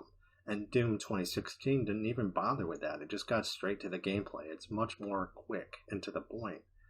And depending on the argument that you're trying to frame, that might actually be better than Doom Eternal. Perfect. But you'll notice that in your case, you're trying to say that, oh, well, in Doom Eternal's case, it's actually better here. But I'm not really sure why, because I can just as easily make a counter-argument to that. And that's something that you have to anticipate when making your own statements, is that what are people going to say in response to what you're saying? But you don't really do that. You just kind of supply it in a way that's expected to be taken at face value. Again, you're presented with 3 zombies that you take out with your shotgun, and there's a very visible ammo pickup in the corner. The visual design of this place is excellent because the dark brown environment gives a great contrast to the items like ammo pickups, explosive barrels, weapons, and lets the player really take note of items that may interest them. Really smart. A single glory killable enemy is then in front of you and cannot be killed with bullets. As far as all of this goes, you call it smart game design, but it really depends then who you're catering to. Are you catering to casuals who need these large, sort of like glowing icons for things to kind of stick out at them?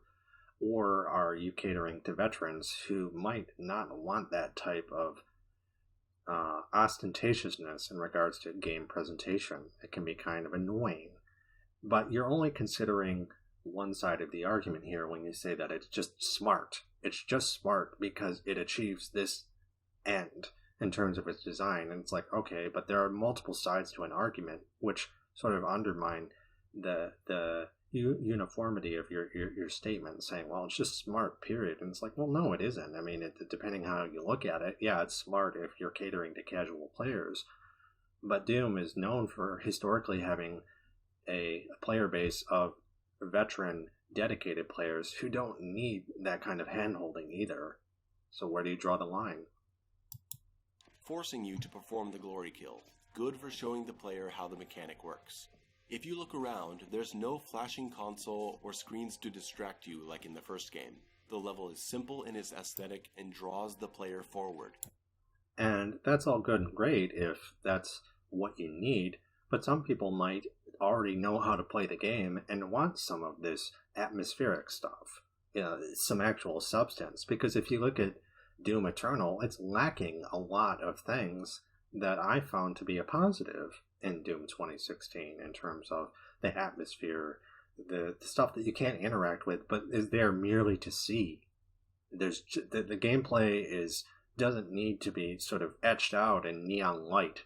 You can intuit what to do and then enjoy the sights and sounds while interacting with the combat. And it would have been nice if they could have designed Doom Eternal in a similar way, or had like a newbie mode where, alright, if you select this option, things light up in a way that they might not otherwise, and that would have been fine. But the fact of the matter is they don't do that, and there's only one option. And for a game that sort of claims to be the Swiss Army knife of Doom, I think that's actually, it only has one option. You can have any car you want as long as it's black. And that's exactly what's going on here. And the problem is if you don't like that, too bad. But you're praising it as though everyone should like it, and that's just not the case. There will be time for exploration, but this isn't that time.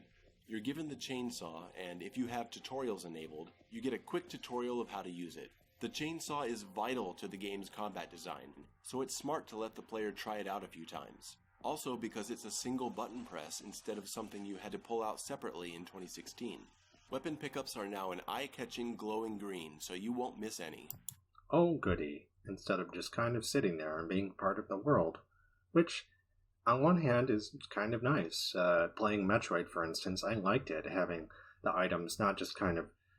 they're presented to the player in such a way that they're obviously being given to them by the Chozo statues, but they're also not just kind of floating there in a way that feels kind of lazy. There's just, instead of trying to sort of supply things to the player in a way that sort of made sense within the context of the story, you have this game world where it's just kind of floating there, and there's no attempt to really explain anything.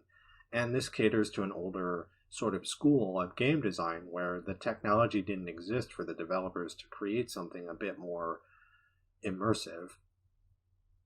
And that would be all good and fine, except that Doom Eternal also tries to present a story that is immersive, but doesn't really succeed either. There's all this sort of comic book stuff, and it's just sort of an ungainly mishmash of different techniques. And that can be certain people's cups of tea, absolutely, but is it meriting universal praise? I don't think so. And to be honest, I'm not entirely sure if Under the Mayo is presenting some of these statements by saying, perhaps he has a counter-argument, but here he's basically just presenting it as a universal positive, and that's not really the case. It's like, yeah, for certain players, sure, but for those of us who know how to play games and who appreciate the atmosphere mid-gameplay, it's kind of nice just to be able to have that as well. It's like, yeah, sure, okay, I understand what he's saying here, but it's also not applicable to me as a player. And also, a lot of the players that I've seen play the game, Bite Me, Devo, where they talk about, oh, Doom 2016 was nicer because it didn't hold your hand. And as a player, you could just figure things out yourself while keeping your eye on the monitor and just sort of enjoying things playing out in a way that didn't feel obtrusive, where you didn't have this annoying tutorial pop up every 2 seconds, interrupting the flow of the visual narrative. If the weapons weren't as obvious, I would still have picked it up. But considering how easy it was for new players to overlook the chainsaw in 2016, I'm glad they made this change. It affects a veteran's experience by 0% and improves a new player's experience greatly. Right after 0%. No, it does affect a veteran player. You know, it's still something you have to sit through, and it might not be the way that you want the game to be visually presented. So you're kind of underselling the negative impact that it can have on a veteran player. A tutorial should be optional, but here it's not. Super Metroid, one of my favorite games, has tutorials that everyone has to play, but they're also quick and unobtrusive, and they're not stuffed throughout the entire game. After that, you're introduced to interactable objects with a punchable block. And if you have an eye for exploration, there's a secret area with a hidden collectible. Then you get to pick a weapon mod for your shotgun, and they feature clearly presented videos that show you exactly what it does using real combat. Why is that a positive? I don't understand. You know, I think it's fine for like a single viewing, or if it were optional, but it's not a single viewing. You have to see this every time you open up the game, and it's just, after a while, that kind of information almost feels like it should be part of an index, but it's a part of the main gameplay experience. And as far as I'm concerned, that should be a negative. It's like, yeah, it's nice the first time, maybe, but wouldn't it be more satisfying trying to figure that out? And having that initial memory be not, oh, I was looking at a tutorial screen, but that I saw this demon and I fought it. I met it in battle. And he and I fought, and I was the victor, but only narrowly. And some kind of experience like that where it's memorable. How is looking at a tutorial screen memorable in the same way from a nostalgic standpoint? It's not. A vast improvement over 2016's minimal animations. Not only do they... I like the minimal animations. I thought it was cool. And again, it's a question of style here. But you're saying, like, this is better because it's just video. And it's like, well, that's like saying that music is better if it's produced digitally as opposed to analog. It's like, well, it's circular logic. Better show you what the mod does, but seeing it play out in actual gameplay with all the blood and guts makes you think, yeah, I want that one. It's also misleading because the information that it communicates fails to let the player know that depending on what difficulty setting they're playing on, certain weapon types just don't work. You know, it's not useful information. And that's another annoying thing, is that, okay, if you're playing the game on Ultra Nightmare, most of this information, the enemies don't stand still like that and just let you shoot them. It's a bad tutorial. Health and armor can be picked up here too, and then it's game time. We open up into a hallway that lets you quickly practice this new shotgun mod, and then we burst into the opening combat room. This room is improved over 2016 by more strategic barrel placement and more open space to encourage jumping to other areas, as well as exploring over and under pathways to find ammo pickups and navigate through combat. A quick cutscene follows, establishing that you're on the hunt for these hell priests, and then you're dumped right into the world of the game, Hell on Earth. And it's just staggering how much detail there is in the first scene of the game. Yeah, I'll admit it's pretty impressive. It reminds me of Painkiller, or some game of that type, where they're really going for that comic book sort of design. I know Hugo Martin was all about the Jaegers and the Kaiju and Pacific Rim. He worked on one of those films, and just his taste for that kind of schlock has influenced the world itself and the look that they're going for in a way that wasn't really possible in the older Doom games. So I think that's pretty badass. You just want to look around for a few minutes, and you can. But you'll notice that you can until the shooting starts, and once the shooting starts, the combat loop forces you to look away, and the only way that you can really appreciate it is during the platforming sections, which are kind of boring. And wouldn't it be interesting if they could find a way to make the combat loop not so frantic that you're able to enjoy the scenic stuff, but then the combat at the same time, instead of just jamming the camera up in the monster's face every time you do a glory kill, or anytime you're just moving around trying to stay alive. It's too frantic to really enjoy a lot of that detail. It's too oil to water. Again, what I would consider to be a valid criticism. It's like, it's there, but it could be presented better according to how the game is played, in terms of its strongest assets, its combat loop. The next room presents the monkey bars, and then the next room throws the arachnotron at you and introduces the player to the concept of enemy weak points. Again, I strongly approve of the inclusion of optional tutorials. They're optional for sure, but again, so much of the time, this type of thing, we're also talking about like an initial gameplay experience where you have to, unless you tell the game to turn it off, it's going to play, and it's activated by default, I guess. And it's just irritating that it's not just contained within these videos, but just the way they sort of present the monsters, or the monster hops in front of you, and there's not a lot of things around besides it, and it's just sort of a tutorial fight between you and the player. But I wish they had focused a bit more on that, instead of just expecting these videos in these empty, ugly rooms with this industrial sort of post-punk design, like I'm in the Hacienda, to just sort of speak for itself. And it's like, alright, and then you have to stop and read all of this text, and, it's like, I think this shouldn't even be necessary. The player should be able to figure all of this out intuitively. And it's nice that they provide it, absolutely, but it's just, again, they just slap all of this stuff in front of you and expect you to kind of watch a video, and I don't know, it just feels kind of jarring to me. It really kills the pace of the game, and the pacing of the game could have been better defined by having an instruction booklet, which is completely non-diegetic, and then all of the diegetic stuff just being kind of a fluid experience where the player can figure things out in a way that provides a nostalgic, fun experience the first time around, and then in multiple playthroughs doesn't get old, because there isn't all this extra stuff that you don't want to look at each time you play the game. A lot of people who play games are people who work 50 hours a week and come home to play a game for a couple hours, and they... See, again, you're defending a certain audience group, but the people who are making complaints against the game aren't those individuals. More often than not, they're professional gamers. It doesn't invalidate their opinion because they're not your target audience with your review. They aren't veterans. Casual gamers are important, and I'm glad that id Software put tutorials in to explain the mechanics. You're not a casual gamer. Again, I just think it's weird that you choose to sort of defend a particular group of people when it's like, alright, your playstyle is anything but casual.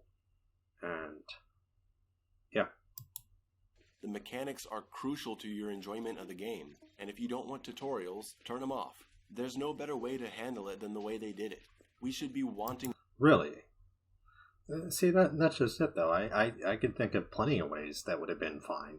It's sure it wouldn't have been as good towards casual players, and yes, gaming is a business and you need to be able to generate money to do things, but then the mechanics of the industry get exposed, and it kind of takes away from what made the old games so good to begin with. I mean, Doom 1 was shareware originally, and it wasn't this big business, and yeah, it took off in such a way, but it took off in such a way because it wasn't made to be this big, it wasn't made to be sort of a cog in a larger machine. It was just a well-made game that didn't exist within all of this infrastructure, and that infrastructure informs games in such a way that can make the experience less enjoyable for some.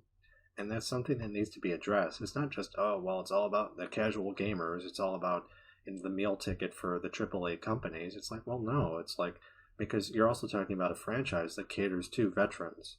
It's like, they're not just a smaller group, so their needs are less important. It's entirely possible to do a review on something and be equally subjective, but at least they're not arguing that they're being sort of more generalized. And it's like, yeah, you want to defend casual gamers, all right, well, fine, but you're not a casual gamer. And the fact that you're just, you decide to pick and choose moments where you're like, oh, okay, this makes the game better according to this group of people. You're not even that type of gamer yourself, and I just think that's kind of puzzling. It's like, why not try and make arguments that see the game through the eyes of someone who is not that way? But the moment that you introduce arguments like that, you say that they don't know what they're talking about, or they're just angry, they're upset. Like, the minority isn't allowed to have its own kind of opinion. When once upon a time, they would have been the people who primarily played this game. So why are they being excluded? It just seems like gatekeeping, really. People to learn and appreciate the mechanics of Doom. The rest of the level presents wall climbing, dealing with heavy enemies in tight spaces, the heavy cannon and its weapon mods, the shoulder-mounted grenade launcher, long-distance jumping, and cacodemons. It's incredible just how much they introduce in the first level. And too much, you might say. And plenty of people actually argue that the earliest levels in the game have too much stuff in them. The game doesn't get demonstrably easier until about level 4. And until that point, there's just way too much going on. It's not like it's this perfect cohesive mix. It's really punishing, and you don't have enough equipment to really make it through. And it doesn't accurately give you an idea of what it's like later in the game.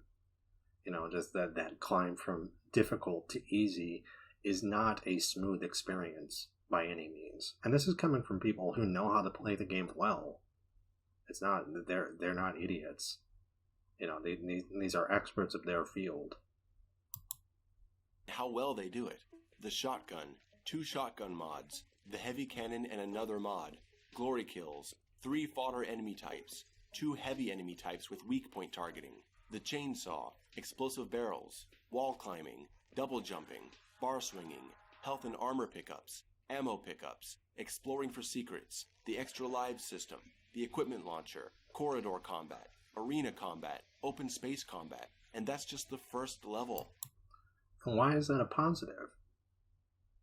I mean, it's impressive that they include all of these things, but it's actually a pretty nasty crash course. And again, if you're playing on easy, you may not notice this, but if you play the game on a harder difficulty, even for veterans who know how to play the game, suddenly it becomes too much, despite having the expertise. And that, again, is a valid complaint. But it's a valid complaint being made by people who want to play the game on a harder difficulty. Not necessarily casuals, but you also have this kind of dissonance between who is the game being marketed for, as being made for casuals who are kind of the lifeblood of the AAA gaming company system, or is it being, and who make up according to you, the majority of players who play this game. It's like, I think at the end of the day, you don't want that to be your focus in terms of valorizing a game.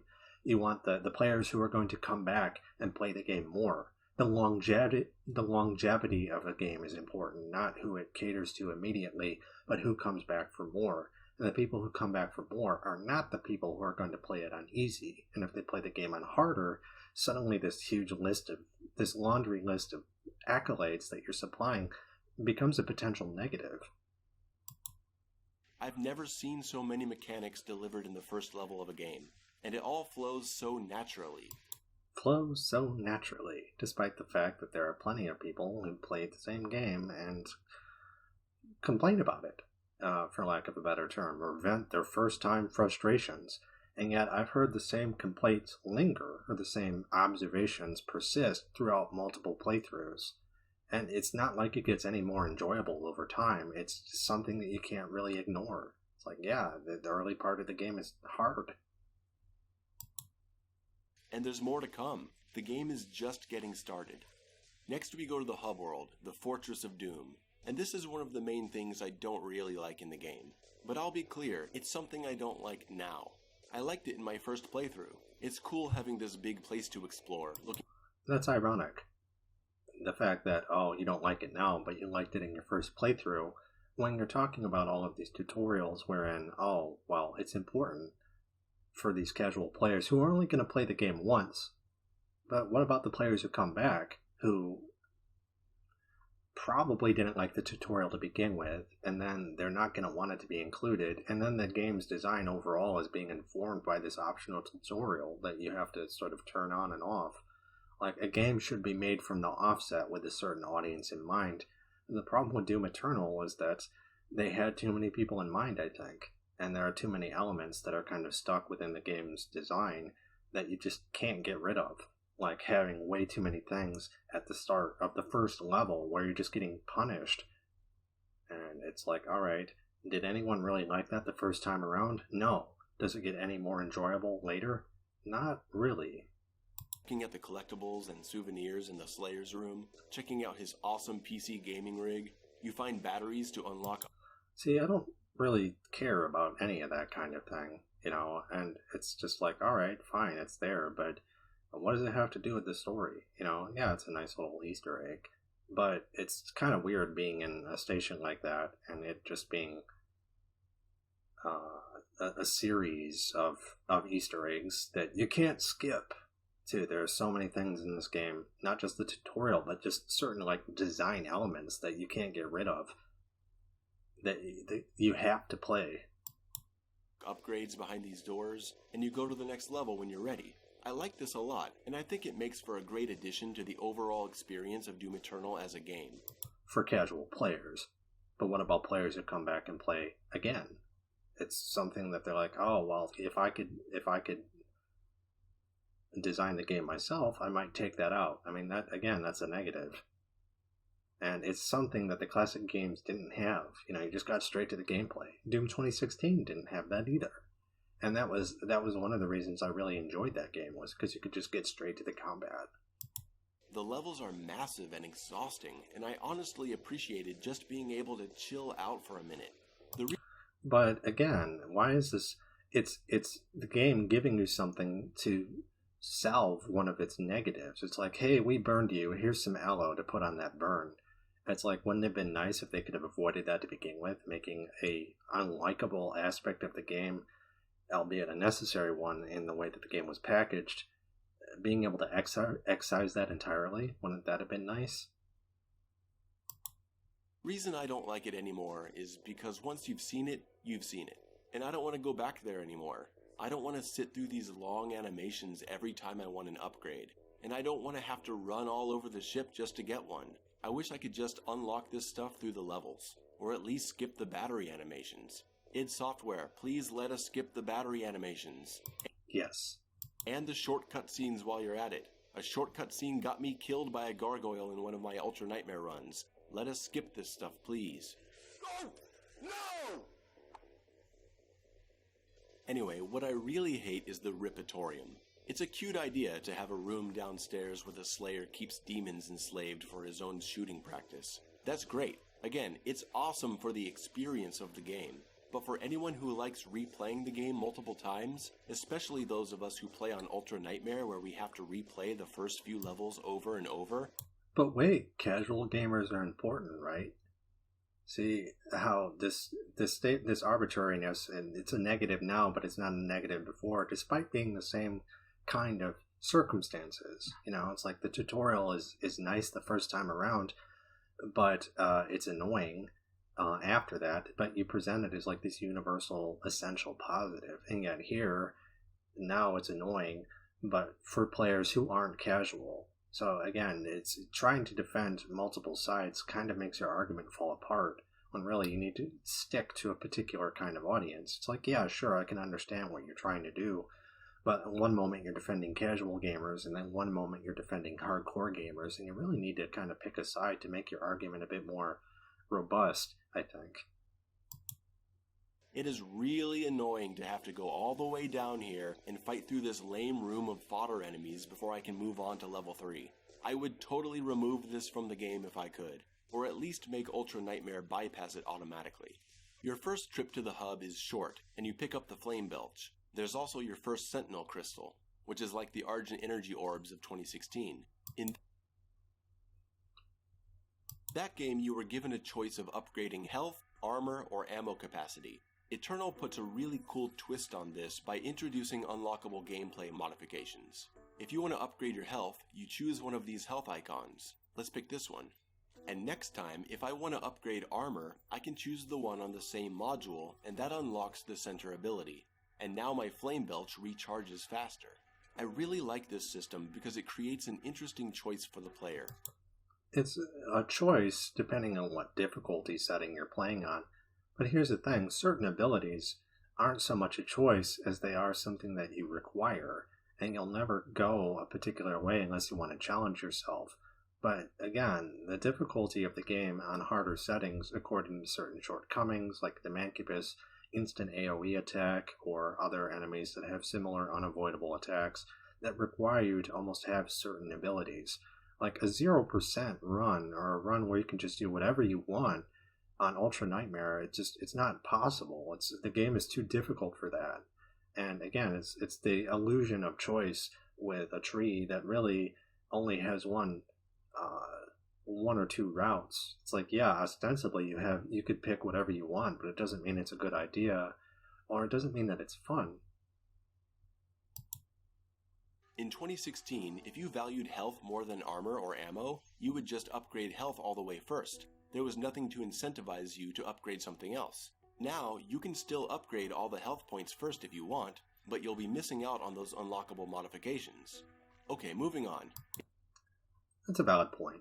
I mean, I wish they had done it a little bit differently, or it just feels kind of random. They're like, okay, let's just put health and armor or ammo on one side or the other of this upgrade, and then it's like, how did they arrive at that particular sequence or combination? It just feels kind of jury-rigged or thrown together, and as opposed to, like, all right, like, because on a harder difficulty setting where I almost wish that Doom Eternal was designed with Nightmare in mind, but if it was, would that arrangement of things have been the same? And it's like, well, no, I don't think so. It's like the openness of the options that you can choose shrinks exponentially the harder of a difficulty setting you choose to play the game on. So if you're playing on easy, you have all of these options. If you're playing the game on hard, the game is really forcing you to pick particular combinations of things. And, you know, there's still room to kind of choose and things like that, but it just feels imbalanced, I guess, is the quick, easy way to kind of explain that. Exaltia introduces the Blood Punch, the Flame Belch, the Double Dash, and the Rune system. Equipping a rune of your choice allows you to modify the game, giving you more air mobility, access to slow motion aiming, faster glory kills, and now you're fighting the deceptively simple gargoyles, which are much deadlier than they appear. And again, the same idea with runes here. It's like the game gives you a lot of runes, but some of them just aren't implemented very well into harder difficulties. And yeah, you can valorize casual players. You can say, well, these runes are better for casual players. But the game makes no indication of that. There aren't like tiered runes where, you know, all they would have needed was like, use this if you're looking for a challenge. Use this if you want an easier time of things. You know, there's nothing wrong with tiering the runes, but they just kind of throw them at the player and expect you to figure it out in a game that really doesn't make that type of trial by error fun, because it's stressful and it's kind of an endurance test where you're just being attacked from all sides nonstop on harder difficulties. It just seems like kind of a punishing way to expect players to learn. You know, you have all this tutorial stuff, but then the real learning experience for veteran players is going to be much more punishing, when they could have avoided all that by at least giving you a clue, and they don't. And the classic 2016 big boy, the Hell Knight, returns, who pounds you into the ground if you're not ready. Getting the Blood Punch really helps in stopping a Hell Knight in its tracks, assuming that it works, and serves as a decent panic button.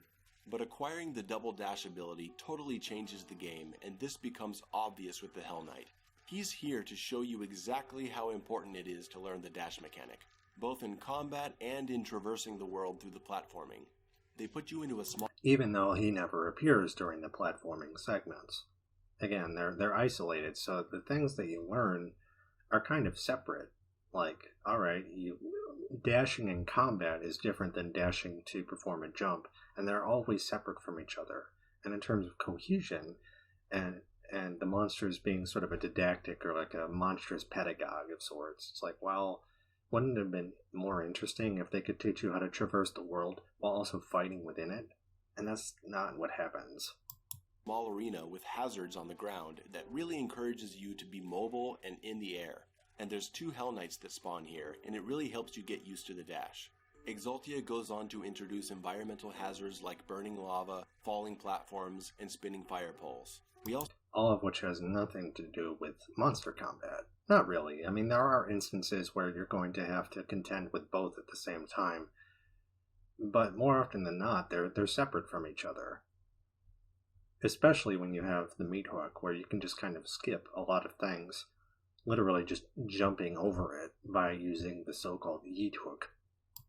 Also find secret combat encounters and the Slayer Gates for a big optional challenge arena for extra weapon upgrade points and keys to unlock the Unmaker superweapon. Which sucks. Level 3, the Cultist base. And that's another thing. You don't even... So much of the game is spent in terms of optional content towards a weapon, which isn't even worth getting. And you don't even mention that in your review. Like, it seems like a really curious omission. You know, it's like, and it wouldn't really take that long to say. Just be like, the Unmaker sucks. But not only that, all of the Slayer Gates that go towards unlocking it, and all of the hoopla, where, like in terms of, oh, yes, this is such a great weapon, and when point in fact, it sucks. And it's like, that's actually a pretty big negative. You know, yes, it's optional, but it wouldn't have been nice if they could have found a more inventive way of having the Slayer Gates be something more substantial than just, oh, if you want to upgrade weapon mods, which you're going to need anyways, especially if you're playing on the harder difficulty settings early on. Having an option to be able to farm those is definitely an incentive to the player, but it's also entertaining to watch. Like, okay, this is the difficult part of the level, basically, and you're not going to be discouraged from using it if you don't like the Unmaker. But it's just kind of annoying that it's like, why include that in the game? You know, those resources could have gone towards something else. But a fairly substantial amount of stuff went towards trying to fluff that weapon as being better than it was. And it's not just mediocre, like, it's really bad. And it doesn't make any sense. Like, and really, they should have had the BFG be the option for the Slayer Gates, you know, because it's so much better than the Unmaker. And the Unmaker should just be a bigger, better plasma rifle, or a different, like a more bursty version of the plasma rifle, but they don't even bother with that. And again, that's a valid enough complaint, I think. Is where Doom Eternal really starts to come alive. The introduction of the Mancubus makes the game so much more interesting. Now we have a long-range, high-health tank harassing you, But he's not a long-range. Not just a long-range, because you can't... Like, he has way too many abilities. Like, he has long-range abilities, but then he also has abilities up close. Like, he does too many things. And it's like your only hope in really handling him at all is to fight him from long range and then get in close. But you can never just get in close because he just sort of pushes you away. Like, he's a very oppressive enemy. And on one hand, alright, that's fine, but for casual gamers on easier difficulties, it doesn't matter. But what about the hardcore players that have to deal with that on Ultra Nightmare? Like, it's definitely a potential complaint. And it's one that I hear about all the time. Like, the Mancubi are a very dangerous enemy. And considering how common they are relative to, like, the Tyrants, like, the Cyber Mancubi is one of the deadliest enemies in the game under the right conditions. Conditions that seem to come up time and time again. You know, it's not like with the Tyrant, you just kind of delete from existence with the Crucible.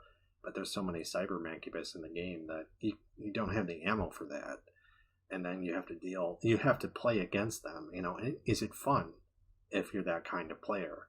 And there are more players who play the game at harder difficulties than you might think. And especially since you're a player like that yourself, your brawler mode is meant for that. We also meet the Whiplash, one of the finest additions to the enemy roster.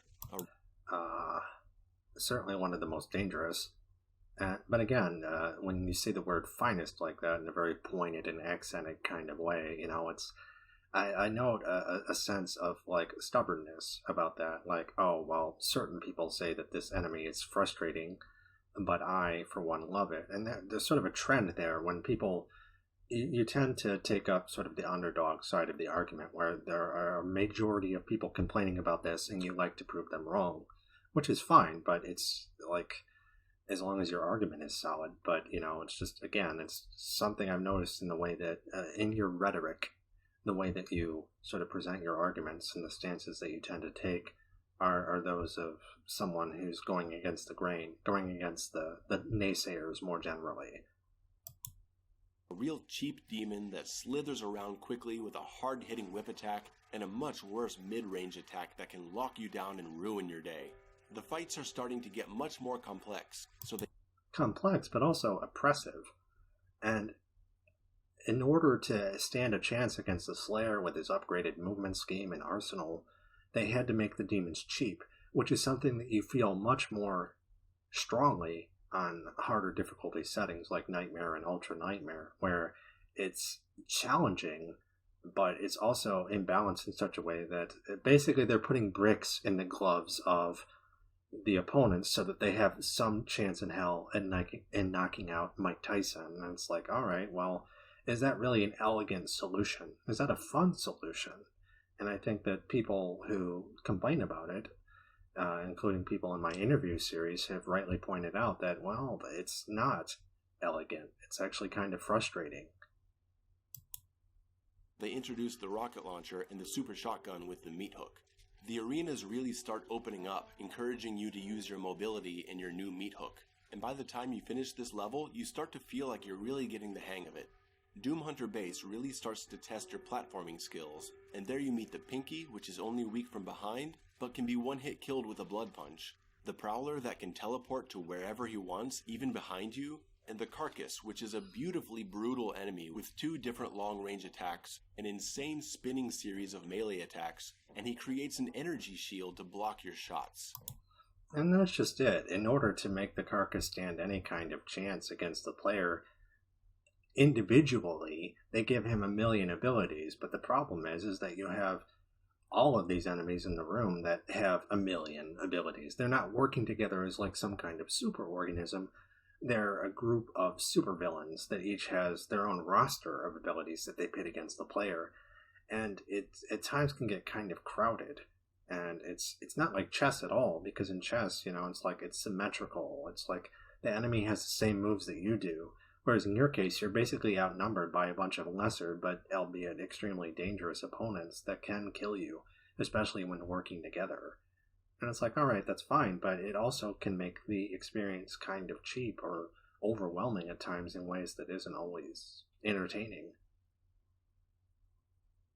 It's a very tense experience, and one that a lot of high-end players tend to complain about in terms of the campaign. Not universally, it's just, again, it's a complaint made with the intent of maybe addressing the balancing of the game, finding ways to make the player not want to just move towards, oh, I'll just use the ballista, I'll just fight from a distance, because it's ultimately less stressful, it's ultimately less of a tax on the player's system, and it's also more reliable in terms of something like the blood punch, which only works a percentage of the time.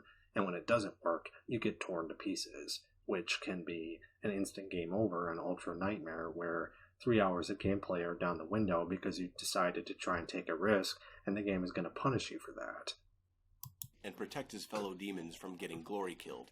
It's so cool. Enemies like the Carcass, the Marauder, the Art... Again, this idea, oh, it's so cool. It's just, yes, this is how it is. Like, you're trying to sort of force the statement by just sort of saying it in a particular way. It's very emphatic. It's very, I could picture it being said on a bullhorn, like, this is true. It's very hyper-normal, even if there's evidence to the contrary,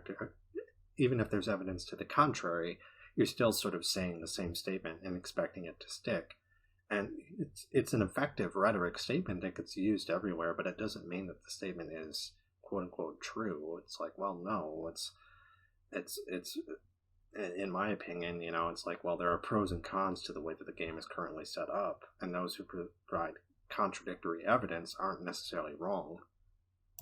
Archvile, the Prowler, have behaviors beyond just shooting and punching, and the way they're intelligently mixed into fights really keeps encounters feeling fresh. I wish there were more special tactic demons like this.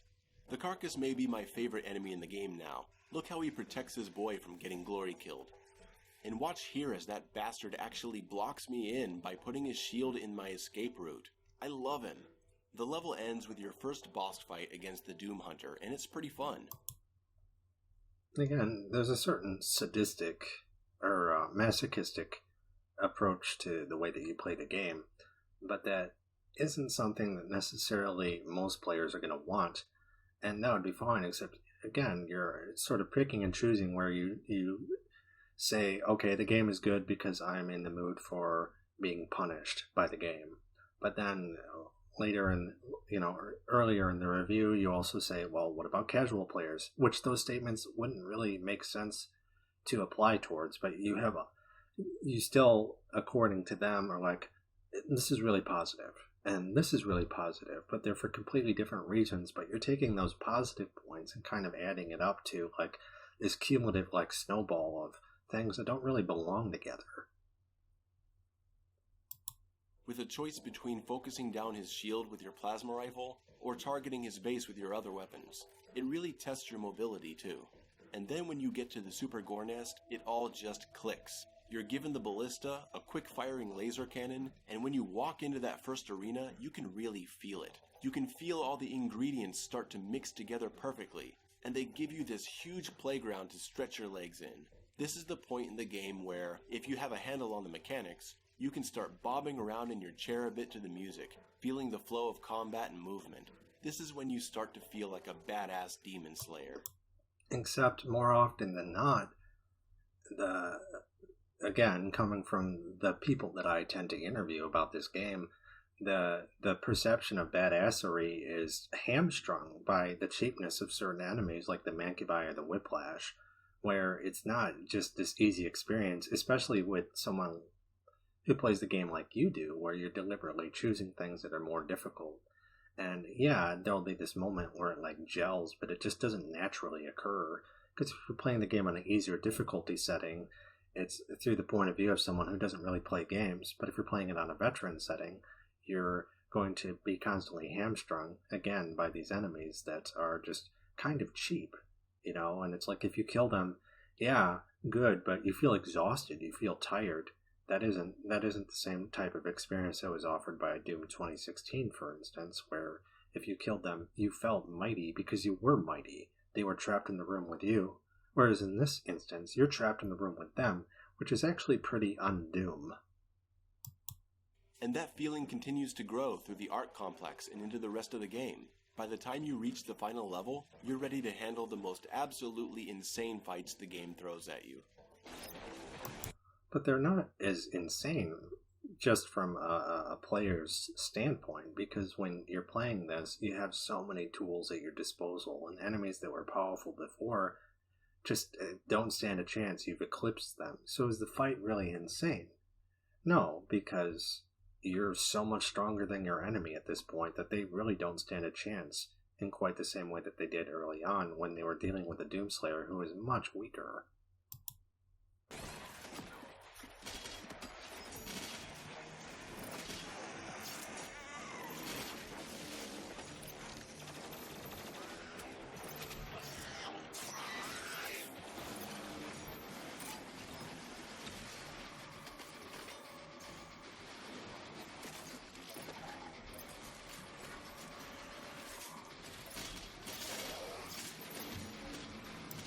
Also, an interesting note about this type of combat experience is where you're playing the game with your hands tied behind your back. You have certain playstyles that are trying to sell the intensity of the combat, and that the game allows this. But there's a difference between the type of gameplay experience the game might normally cater to, and this really idiosyncratic playstyle that you're trying to say that the game, well, theoretically allows. But just because it allows it doesn't mean that most players are going to experience that. So whatever positives you're feeling have to be framed through the experience as being idiosyncratic. It's not a normal experience to play the game this way. So there's that. And with casual players, or even hardcore players that play the game differently than you do, which is most people, I would argue, these positives aren't going to apply to them. Again, speedrunners, but also casual players.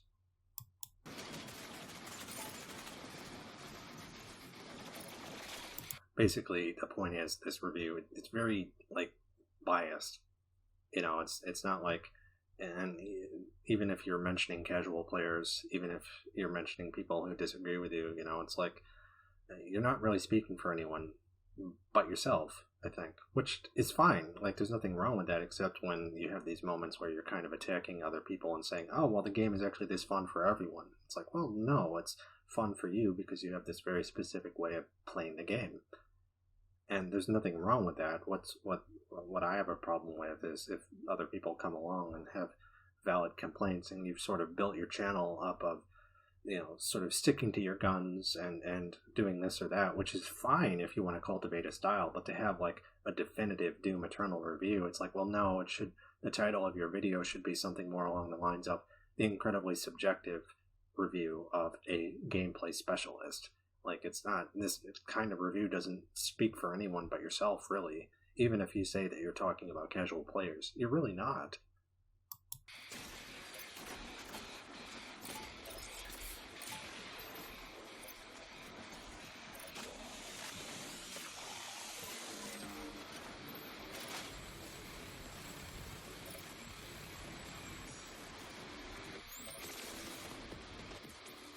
Every level has an awesome variety of arena fights. There really is an art to designing interesting arenas to play in.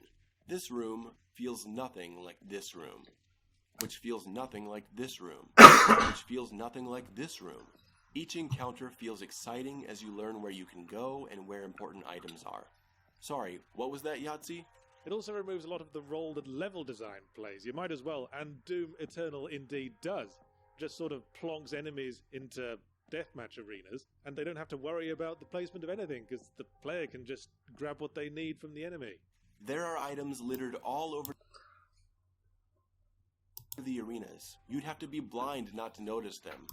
It's not the fact that they're available, but are they sufficient to the needs of the player under extreme conditions? And the fact of the matter is, on harder difficulties, that's just not the case. Yes, items are available, but most of the resources that you're getting are actually from enemies. And so the point in Yahtzee's argument is not that they don't supply things, but that they're just kind of irrelevant because it's almost cosmetic or window dressing, where apart from, say, a power-up or two that makes a huge difference, most of the resources that you're getting from enemies are that's the meat of things. So the level design doesn't matter because the player can just take whatever they want from enemies. And it's nice to have something supplemental that will encourage players to move a particular way. If they're on low health, then they will gravitate towards those items. But how much thought went into that relative to, well, just kill the enemy and take what you need from them? And these are conflicting ideas. Finding a super armor or a health pack can mean life or death, and with your limited ammo capacity, locating ammo pickups can actually feel thrilling. Or desperate. I've seen so many players who have low health, and they are basically smacked so hard that they lose everything but like 5 hit points, and suddenly they stop everything that they're doing to move towards one of these items that you're talking about, like the super armor, instead of, oh, I'm going to keep fighting the enemy, especially on Ultra Nightmare or even Nightmare. It's like, oh, I'm not going to do that. I'm not going to do something risky because it's instant death. Basically, there's just too many attacks. It's really hard to avoid damage in Doom Eternal. So when your health gets that low, you either do a glory kill and just cross your fingers, or you go after some of the items in game. But it doesn't mean that it's like an elegant balance. I mean, it's sort of an afterthought. It's like, yeah, we'll just kind of put these here wherever, and it's just kind of random. And that's a valid enough complaint, I think. I also want to add that Yahtzee's comment that they, quote, just sort of plonk enemies into deathmatch arenas and they don't have to worry about the placement of anything is absolutely ridiculous. I just showed you that these spaces, arenas or not, have strategically placed ammo and health pickups. And enemies. There's a portion in Exultia, I think, where you have a purple goo sort of area, and then there's an arachnotron, and the arachnotron will mount a pillar and attack you from on high. And there are certain instances like that, or the Mancubus where he's on a platform, and you have to sort of figure out a way on the fly or after dying many, many times, sort of finding a solution to that. And, like, it's certainly not random, but it's also not fair. And the player does have many options and ways to kind of sort of bypass or avoid certain perils or threats, but it doesn't mean that they're always placed in a way that, perhaps there is a better way of placing it. And I think, yeah, that's a valid enough argument, because again, they're dealing with this really powerful slayer, so they try and check him by putting an enemy on the high ground, giving the enemy a territorial advantage. But it doesn't mean that that's always, it doesn't mean that there isn't room for improvement. And sometimes it does seem kind of arbitrary. It's like, oh, okay, well, they're just enemies wherever, and the player just kind of has to figure it out. And there's only so much you're going to be able to do in a game this chaotic combat-wise. It's like, it does make the rooms feel kind of like kill boxes. And despite the fact that there's the potential to have enemies kind of stay in a particular way and to have a more structured form of combat, that's definitely not the case here. And I think that's kind of Yahtzee's point. But the enemies are not just thrown in. Anyone with half a brain can see that specific enemies are chosen in each fight because of the chemistry that forms between them. Maybe, but do you really have to insult the guy? I mean, his statement isn't really wrong. Just in terms of, there's a difference between enemy chemistry and enemy placement, because enemy placement is like, okay, the enemy is here, and its location on the map relative to the player is what's causing the player to be checked, versus the chemistry where it's just enemies in the room, and they can be wherever they want, and they're interacting together, because the enemy isn't going to stay on high, it's going to move around. And again, there's no incentive for the enemy, or there no forcing of the enemy to stay in a particular position. That type of enemy placement is by and large non-existent, and you don't have to insult the guy for pointing that out. The enemies that spawn in the beginning of a fight are there to work with the design of the room to create pressure, and after certain enemies die, other enemies are spawned in to change the flow of the fight. You can't just switch them out and put in other demons without having to rethink the entire balance of the fight. Sure you can. I mean, why not? It's just a room. It's like, all right, this enemy's in front of me, I'm going to kill them. And the avenues that the player has access to in terms of, okay, there are launch pads, there's the yeet hook, there is the monkey bars, all of these different things.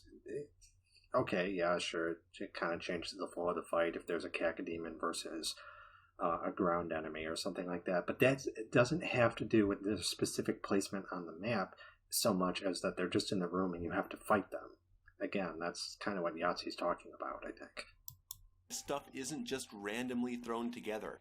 You can also hear the dismissive tone in his voice when he says deathmatch arenas. Hey, what's wrong with deathmatch arenas? If they're well designed and filled with great enemies in combat, what's the problem? Well, the problem is that the combination of enemies and just the way that the game plays out, it still has room for frustrating elements. And perhaps because of the way that the maps are configured, where you don't have the ability to hide behind cover, you don't have the ability to really avoid enemy damage unless you play the game in a particular way, which for this individual might not be that fun. Also, this game is way more than arenas. Doom 2016 was mostly focused on arenas, but Doom Eternal has way more going on. Like platforming, which has nothing to do with combat and is largely scenic. Eternal does a better job than 2016 at breaking up the arena fights with smaller combat encounters. I'd like to show off Art Complex as a good example. The level is packed with smaller rooms with unique mixes of small and heavy enemies. You start at a staircase where you have a Prowler, a Mancubus, Whiplash, and a Hell Knight, quickly followed by a Pinky, a Prowler, and a Revenant that burst through the wall. But again, these smaller instances are a separate issue, where you're not talking about that larger arena fights at this point. So what if his umbrage is with these larger deathmatch rooms, then why would you mention a smaller corridor or claustrophobic sort of counter where things are playing out in a very structured kind of way? This is the kind of enemy placement that you specifically do not see in the deathmatch type chambers, the kill boxes. After pushing through another Hell Knight and Mancubus, which are quite oppressive in narrow spaces, you head down a level into an oval room that throws 2 whiplashes at you. It's a really dangerous room. And you're also, again, neglecting to mention the platforming elements, where there's not really any fighting going on at all. Heading downstairs leads to a long hallway stuffed with enemies, and a Mancubus at the end, with a carcass protecting him, leading outside to a large open arena that finally lets you breathe a bit.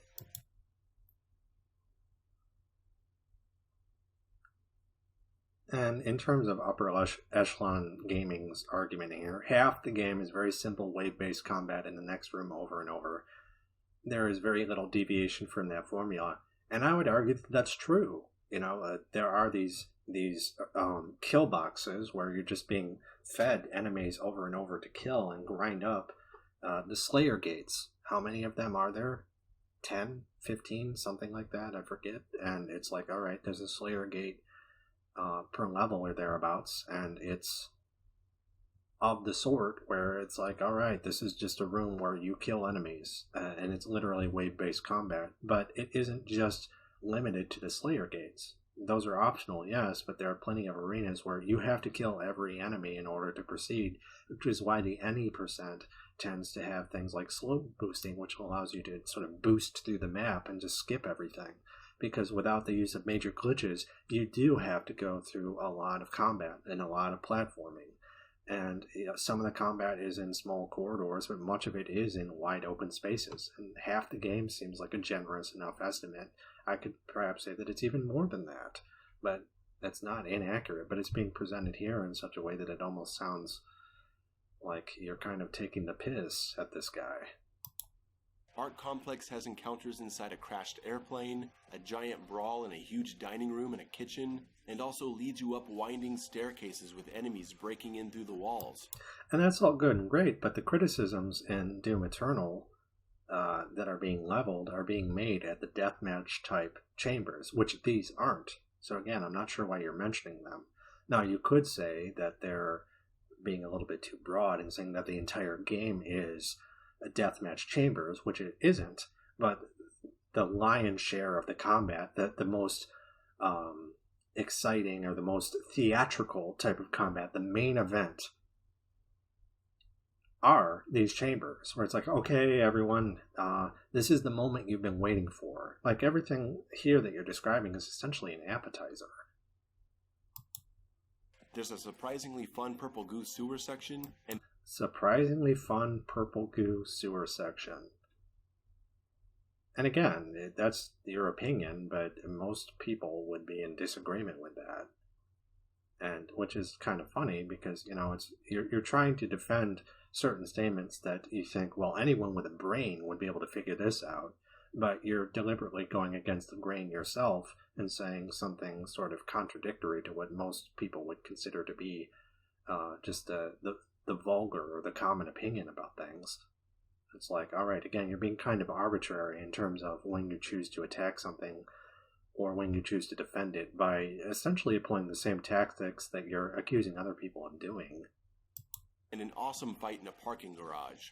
I mean, this is all just one level. There's so much variety to the flow of combat in this game. As you're playing, there are periodic cutscenes throughout, and lots of lore pages scattered across the game. All of which are crudely implemented. I was never a big Doom story guy. There are actually very few games where I care about the story. The Silent Hill trilogy, Metal Gear Solid 1, the God of War trilogy. All good examples. Doom was never one of them. I ignored Doom 2016's story for 3 solid years. Yeah, Portal, Hell Energy, Demon Cult, Legendary Doom Slayer, whatever. And that's essentially the plot of Doom Eternal, except in Doom Eternal's case, it's just kind of throwing it in front of you in a very kind of lazy way, whereas in Doom 2016, the presentation of the story is much less obtrusive. And then I started finally wondering, what's going on here? Who are the Night Sentinels? Oh, wow. Gee, I wonder. They're comic book characters. There isn't really a lot of depth there. What you see on the page is what you get. and if you're trying to attribute some type of deeper meaning to what's going on, it isn't really there. It's just a collection, a mishmash of action figures. Like, and it's very much telling the player instead of letting the player sort of figure out for themselves what they want without having to sort of check canon according to these lore dumps. The Doom Slayer, the original Doom guy, and once I opened that box, I couldn't close it. I stayed up night after night reading every codex entry. And this is, again, a separate point from the game itself. And I remember being in one of your streams and you saying that, oh, well, the lore is so important and, you know, it's really just an invaluable part of the experience. And I'm like, all right, but that's comparable to saying that you like Aliens the movie because of the novelization. You know, they're really separate from each other. And in this case, yes, when you play Doom, you can stop playing the game to read the content, but you sort of countered by saying that, oh, well, it's when you're watching Aliens, you'd have to stop and read the book and say, look, whereas with the game, you know, it's a part of the experience, but there's still that you have to stop what you're doing to read the lore. It's not a part of the gameplay experience. It's a codex. It's an index that you have to access separately in the same way that you would a novelization versus sitting down and watching a film. But with one, it's different. But you weren't ever able to really explain to me how that was. And you're trying to say that, oh, well, I care more about the story in Doom Eternal because there are all of these lore things. But it's still not a part of the story any more than it was in Doom 2016. So why is it somehow more significant?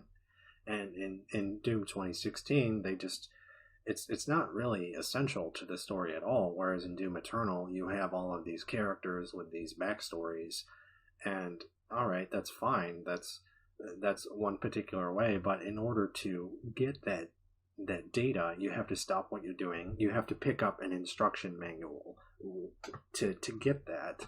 And it's apples and oranges to a certain extent. You know, it's not the same thing as in Doom 2016. In Doom 2016, the player has a lot more room to imagine. The data's still there, but it's not supplying the player with things that they need to kind of like, all right, why should I care about this? Why should I care about that? It's giving you enough that you can imagine things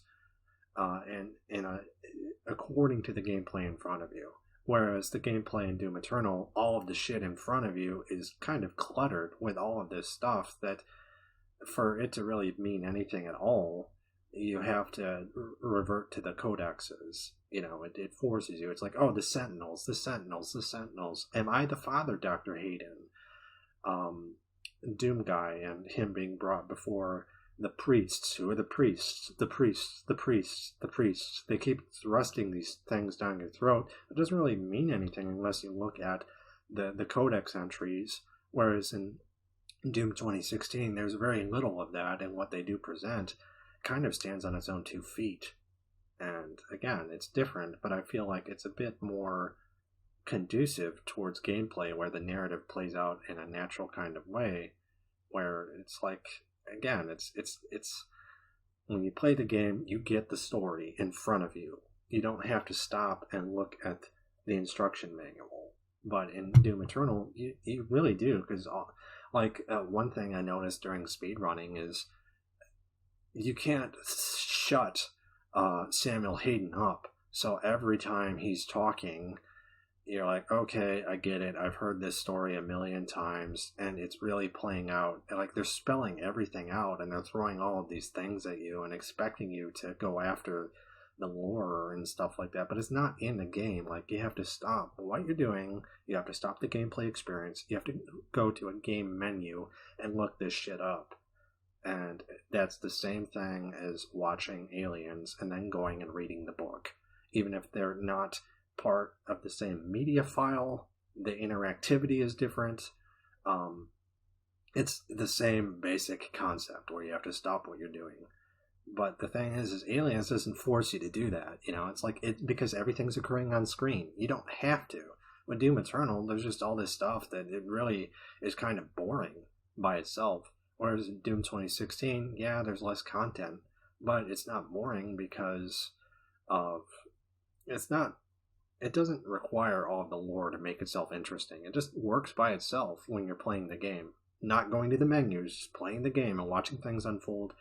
If you could beat the whole game without going to the menu once, that's what I mean by playing the game versus starting up the software and being able to do whatever you want. There's a difference. And in Doom Eternal, that's just not the case. Like, there's just so much shit that they throw at you.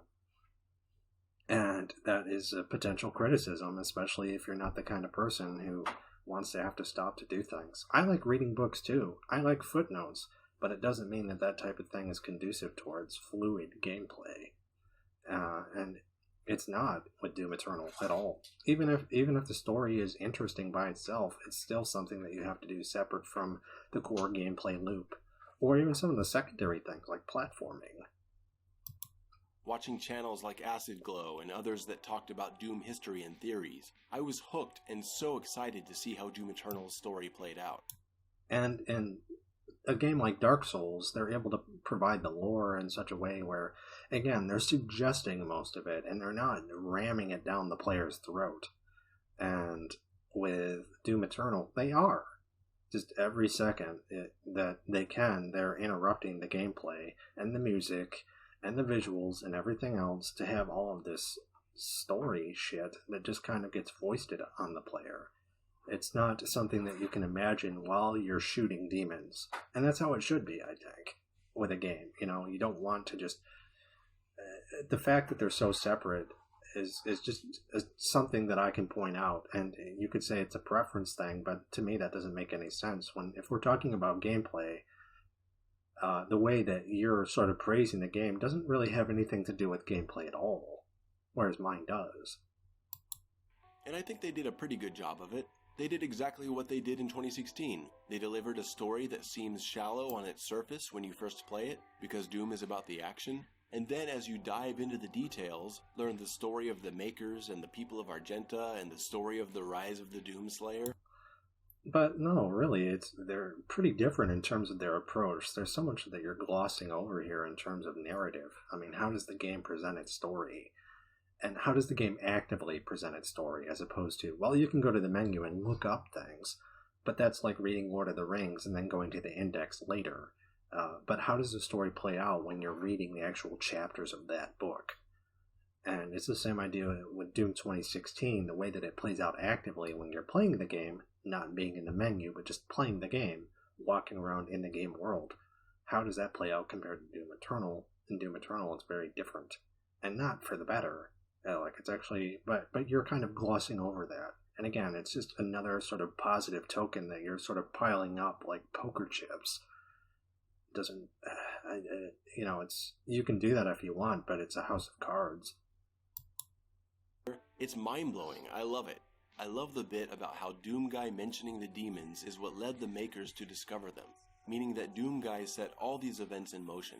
The story and lore of these games are so good, and it's good, but it's also separate from the core gameplay experience. I'm hungry for more. My only disappointment is that there aren't more cutscenes. I mean... You want more cutscenes? They're skippable, so give me more. I want to see the Betrayer more, especially. I think we deserved a big cinematic ending. It would... That's fair. I mean, and there are certain points. Like, if you're going to have cutscenes, build the game around it.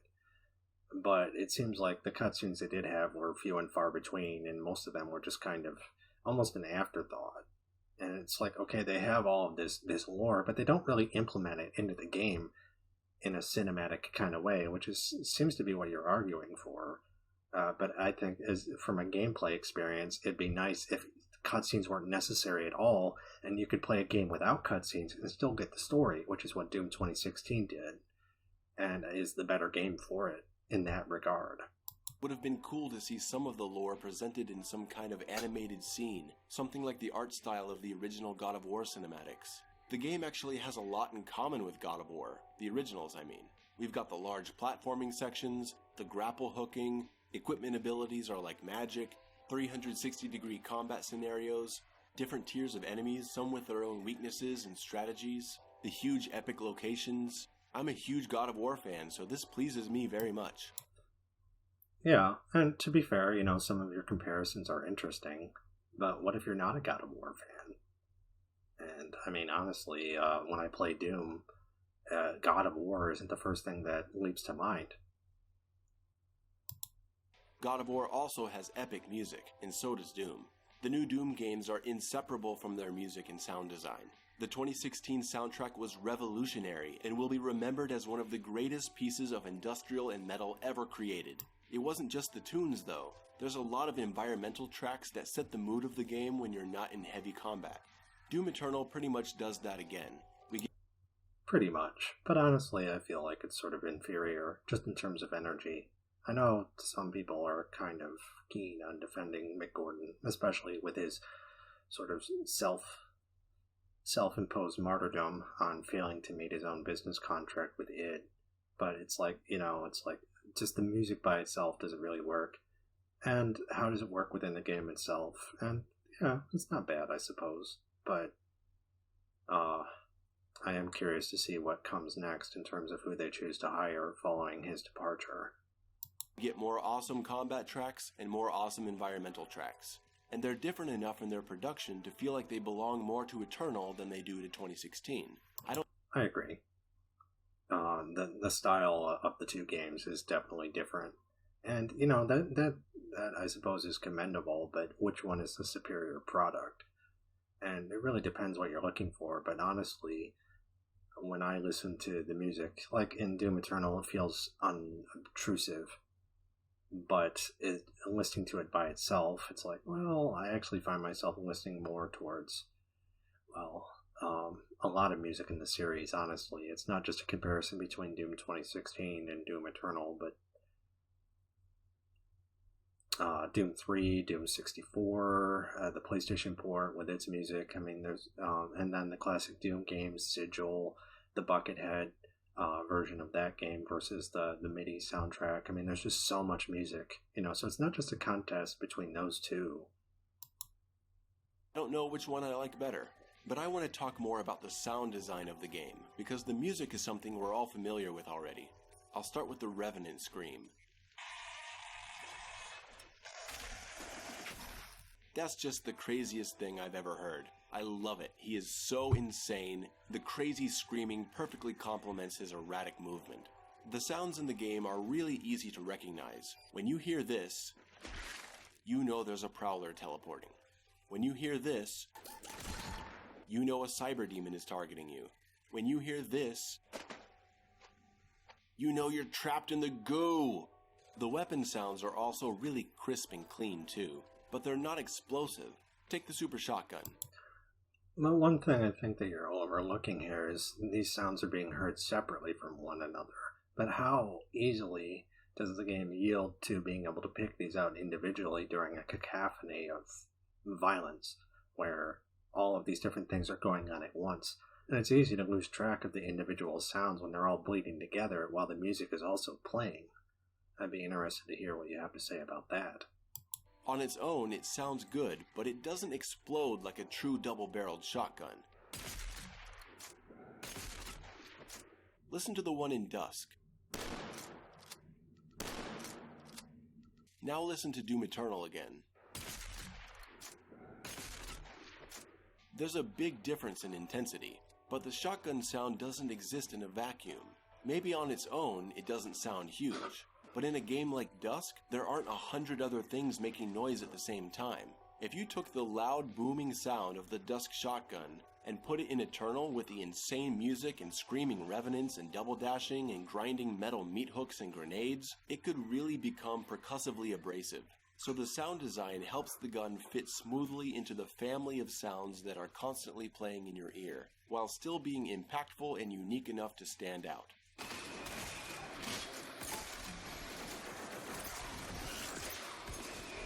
The best sound of the game, I think we can all agree, is the ping. Hearing that ping from a weak point is just the most satisfying thing ever. When you shoot a sticky bomb on a weak point and then turn around to fight someone else, you're just listening in the back of your mind for that confirmation that you destroyed the weak point. Incidentally, I think this is one of your stronger arguments, just in terms of the evidence. Watching my own research group and the subjects in those interviews, but also some of the world records where you have players who are able to move quickly by killing enemies and not looking at them once they've inflicted the fatal blow, or they have like a timed attack on the enemy where it's like, okay, as soon as that grenade explodes, they're dead. And they're able to do that largely in part to the game's sound design, where it lets you know if there's a certain thing that has occurred off screen so that you don't have to look at the enemies that you're destroying. And it's actually pretty cool to watch. It's really recognizable and addictive. Picking up a BFG charge makes a low digital thud. Armor pickups have a nice sharp crunch to them. The really smart sound design comes from the equipment charges. The chainsaw recharges with an ugly gurgling sound. The flame belch has a sound that's like a power on switch. The one thing I will say is that when your DAS is recharging, there's a little like metallic sort of tick sound, and you hear it over and over and over again. Like, it's something that you do so common, and the fact that they decided to include a sound effect with it, it's a little bit torturous. And not just as a player, but as a listener, where, again, if I'm watching this game and it's meant to be played on Twitch, it's supposed to be entertaining, I have to hear everything that the player hears, which includes those little tick sounds. It just drives me crazy. It's got a bright crunch to it like a digital potato chip. The grenade has a bright beep. The blood punch has a low monotone chant. I love that one. It kind of reminds me of the sound effect, the monk chant that plays when the Terminator dies in Terminator 2. You have the sort of that Tibetan death chant, basically. Just, it's cool. Once you learn to recognize these tones, all unique in nature, you can start understanding when your abilities are ready to use without having to take your eye off the battlefield. Really, the amount of thought and care they put into the user experience is phenomenal and doesn't get enough attention. The Doom series has existed in many forms, not just in gameplay, but in art style. You have the goofy 16-bit graphics of the original game, with Doom Guy shifting his eyebrows back and forth. It's horrific and violent, but it's also cartoonish and fun. Doom 3 took the series in a very dark and serious tone. And not just Doom 3, even before Doom 3, which came out in 2004, you had the Midway Doom port, which came out in 1995, and then Doom 64, which came out in 1997, where they replaced the goofy music and the sound effects, which were kind of lighthearted and in certain instances, I'm not saying from beginning to end, but just they took out the goofier sort of lighthearted elements and replaced them with something that was just more universally meant to horrify or shock the player or make them feel uncomfortable. And they also changed the lighting and some of those things as well, but it happened well before Doom 3. There really isn't any humor or lightheartedness to be found there, and Doom 2016 draws on the Doom 3 seriousness while adding some more color and bringing back the action of the originals. Doom Eternal leads much more on the cartoonish look of the original games, with enemies feeling like they were ripped from an 80s metal music video or something. There's a comic book feel to it all, and it's very fun. Unless you don't like comic books. Hugo Martin talks a lot about Evil Dead 2, and that's definitely the vibe that came through. There are certainly people that prefer the more serious look, but I want to say that I think the art style really complements the gameplay loop. I would be really excited to see Doom go dark and serious again. I think Doom can exist in many styles, but when I think of another of my favorite series, Mortal Kombat, I always remember liking the fatalities that made me laugh a lot more than the ones that horrified me. Why? When I think of Mortal Kombat, I'm kind of the opposite. Like, I like the serious fatalities, or Sub-Zero rips off the guy's head, or the classic ones, the ones that aren't just kind of like silly, because it's so easy to just kind of get lost in that kind of schlock, where I feel like you have to craft something a bit more specifically to get kind of a just a genuine kind of like shock and awe response, at least in Mortal Kombat, because there's so many fatalities where just over the top and goofy. In Mortal Kombat 3, where they just have a million arms and a million legs, and I'm like, I'm pretty sure that many bones doesn't exist inside the human body, things like that. And we're getting down to preference at this point. Should a game be serious? Should it be schlocky? But if you're saying that the combat loop works best with the comic book style of things and that colorful kind of look, and I'm like, no, I could envision a game with a difficult, intense combat loop that could also be serious. Dark Souls, games like that place a lot of demands on the player in terms of precision and precise combat and boss fights and things like that are very demanding, and there's a lot going on, but they're by no stretch of the imagination goofy or silly. And when I say it complements the gameplay, it's because it's equally exaggerated. The rapid pace of movement, flying around in the air with a grappling hook and dashing around like an anime character, exploding a group of burning enemies into... But why should this be the only way? I mean, again, the exaggeration and having this wide sweeping kind of gameplay, it does boil down to preference in more ways than just visual presentation, but also the limitations of what a character can do can also supply a gameplay experience with just as much significance as letting the player do whatever the heck they want. Having it so that you have to slowly upgrade your arsenal or being limited by what you can do. I find it tremendously ironic in your case that you're arguing for this type of unlimited style, but you're also constantly finding ways to sort of limit yourself as a player by tying your hands behind your back as often as you do. And it would be nice if the visual style was a little bit more dialed back, potentially. I mean, the way they did it is the way they did it, and it's not bad, but it's certainly not the only option either. To a flood of armor pieces, I think this works much better with an arcadey heavy metal aesthetic. I have a hard time imagining this pace of gameplay with a brutal, serious tone. I don't. Playing Doom Eternal puts a smile on my face, and I'm happy for that. Playing the old games, especially the more serious ones, put a smile on mine.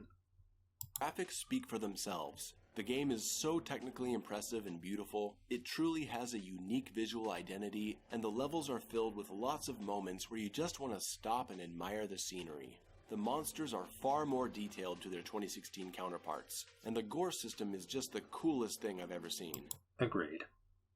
This has to be the most violent and gory game ever made. It depends how you frame it, though, because, again, it's cartoonish, so if a game is gory and violent, there's also, how does the player feel about that relative to the violence they're committing on their enemies? And in this case, it's rip and tear, where you're ripping the skin and the flesh off of these demons, but it's meant to be kind of silly. But wouldn't it be interesting if you had the same level of gore and disgust relative to violence that caused the player to feel uncomfortable? And could you still maintain that feeling of exhilaration relative to something that's a bit more abject as opposed to celebratory in sort of a way that's meant to be insulating? Like, it's sugarcoating it, effectively, according to the tone. And that pretty much brings my review to a close. I think I've hit all the major points that make Doom Eternal what it is. No game is perfect, I have a few issues with it, but they're so minimal that they're pretty easy to overlook. What I love the most about it is the gameplay loop, the combat, and all the new mechanics. I could have talked a lot more about how the armor system works and how the meat hook works, but I've already talked about those things in other videos, and I invite you to check out the rest of my channel. Then how is this a definitive Doom Eternal review? You're leaving out, the armor mechanics is a pretty substantial part of the game. It's not just a subjective thing, it's a huge part of the loop. When you look at all the mechanics of this game, they had a really specific kind of gameplay in mind. One that is really active.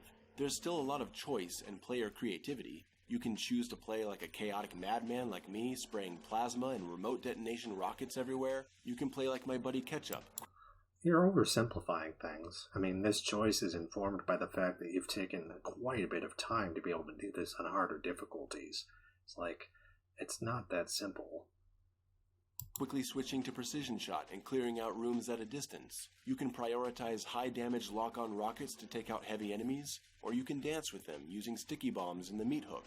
You can stunlock the Marauder, bounce him around with remote detonation rockets, you can stick and move with him as you fight other enemies, but all of the available creativity for the player must exist inside the system they've created. The system of using Flame Belch to maintain your armor supply, using Glory Kills to heal and build Blood Punch, weapon switching to manage ammo supplies, and using Chainsaw to restock. If you don't want to engage with this system, you're not going to enjoy the game. That's why some people strongly prefer Doom 2016. Doesn't that kind of undermine your own argument in terms of invention? Like, if the player is free to do whatever they want, but they have to do it within all of these different parts of a gameplay system where all of it is essential, it's like, isn't the whole point of invention being able to exclude certain elements? And it's like, well, and I think that's entirely possible within the game, but how possible that is at harder difficulties, I think, is definitely a lot less than what you're indicating, and it just seems a little bit disingenuous, really. It's like, all right, it's like, it's almost like a disclaimer, like, yeah, just keep in mind you're going to have to do this no matter what, but it's like, all right, to what extent, and does that perhaps validate what people are saying? You know, they can enjoy the game and still criticize it within the gameplay loop too. It was less complex, more straightforward. You weren't really rewarded for playing dynamically, and the systems didn't exist to push you in that direction. However, you weren't punished for not playing dynamically either. It was still a great experience, only less cerebral and chaotic. But in terms of, no matter how cerebral you are in terms of Doom Eternal, you're still going to be punished for playing certain ways, including inventive ones. And the problem is that punishment isn't something that, how much can you negate that and enjoy yourself? And at what point do you have to reach as a player in terms of your skill and your veteran status before you're able to make that work? Should go into a review. Like, how good is a game? Well, how good is it relative to the player playing it? How good is it relative to how much time you have to spend before it becomes enjoyable? And playing a game is a plastic experience, of course, but there's a sense of lingering punishment and difficulty where the punishment is less about giving the player something to work with within a system versus that system being oppressive in ways that you can never really escape no matter how good you are. And that's something that should also be considered. It was my favorite game for 3 years, until Doom Eternal. I'm beyond pleased with the fact that they designed the game specifically to be played the way it's played, and that they stuck to their guns. In conclusion, I think there are different ways to look at a game and grade it. If I look at Doom Eternal as an overall gaming experience, something to be played and enjoyed a couple times as most people will, then I agree with Angry Joe's 10 out of 10 review. The game is a masterpiece on that level, as an experience. I can also look at the game from other perspectives, and see some technical issues, some level design aspects I disagree with, some missed opportunities in the storytelling, things that make parts of the game tedious when you replay it a lot of times. But they are so small compared to how impressive and fun the rest of the game is. Really? I feel like that statement has the potential to be countered by examples from other people playing the same game who know just as much about it as you do. So my final score would be like a 9.5. It's one of the greatest games ever made, with a stellar campaign and a multiplayer mode that has a dedicated player fan base. I hate statements like that. The idea it's one of the greatest games ever made, when there are so many incidents of, well, according to opinion, according to preference, or depending on what kind of player you are, or what you want out of a game, this isn't true. Like, statements like the greatest game of all time is something that just blows everything out of the water, where it's the model for which all other games are measured by and made. And Doom Eternal doesn't really strike me as that kind of game. I can't imagine them just... The combat loop is impressive, sure, but just in terms of presentation and other aspects of game design besides just that, and in terms of balancing, it's in need of a lot of work. It's far from perfect. And not a single predatory microtransaction in the entire game. That's good.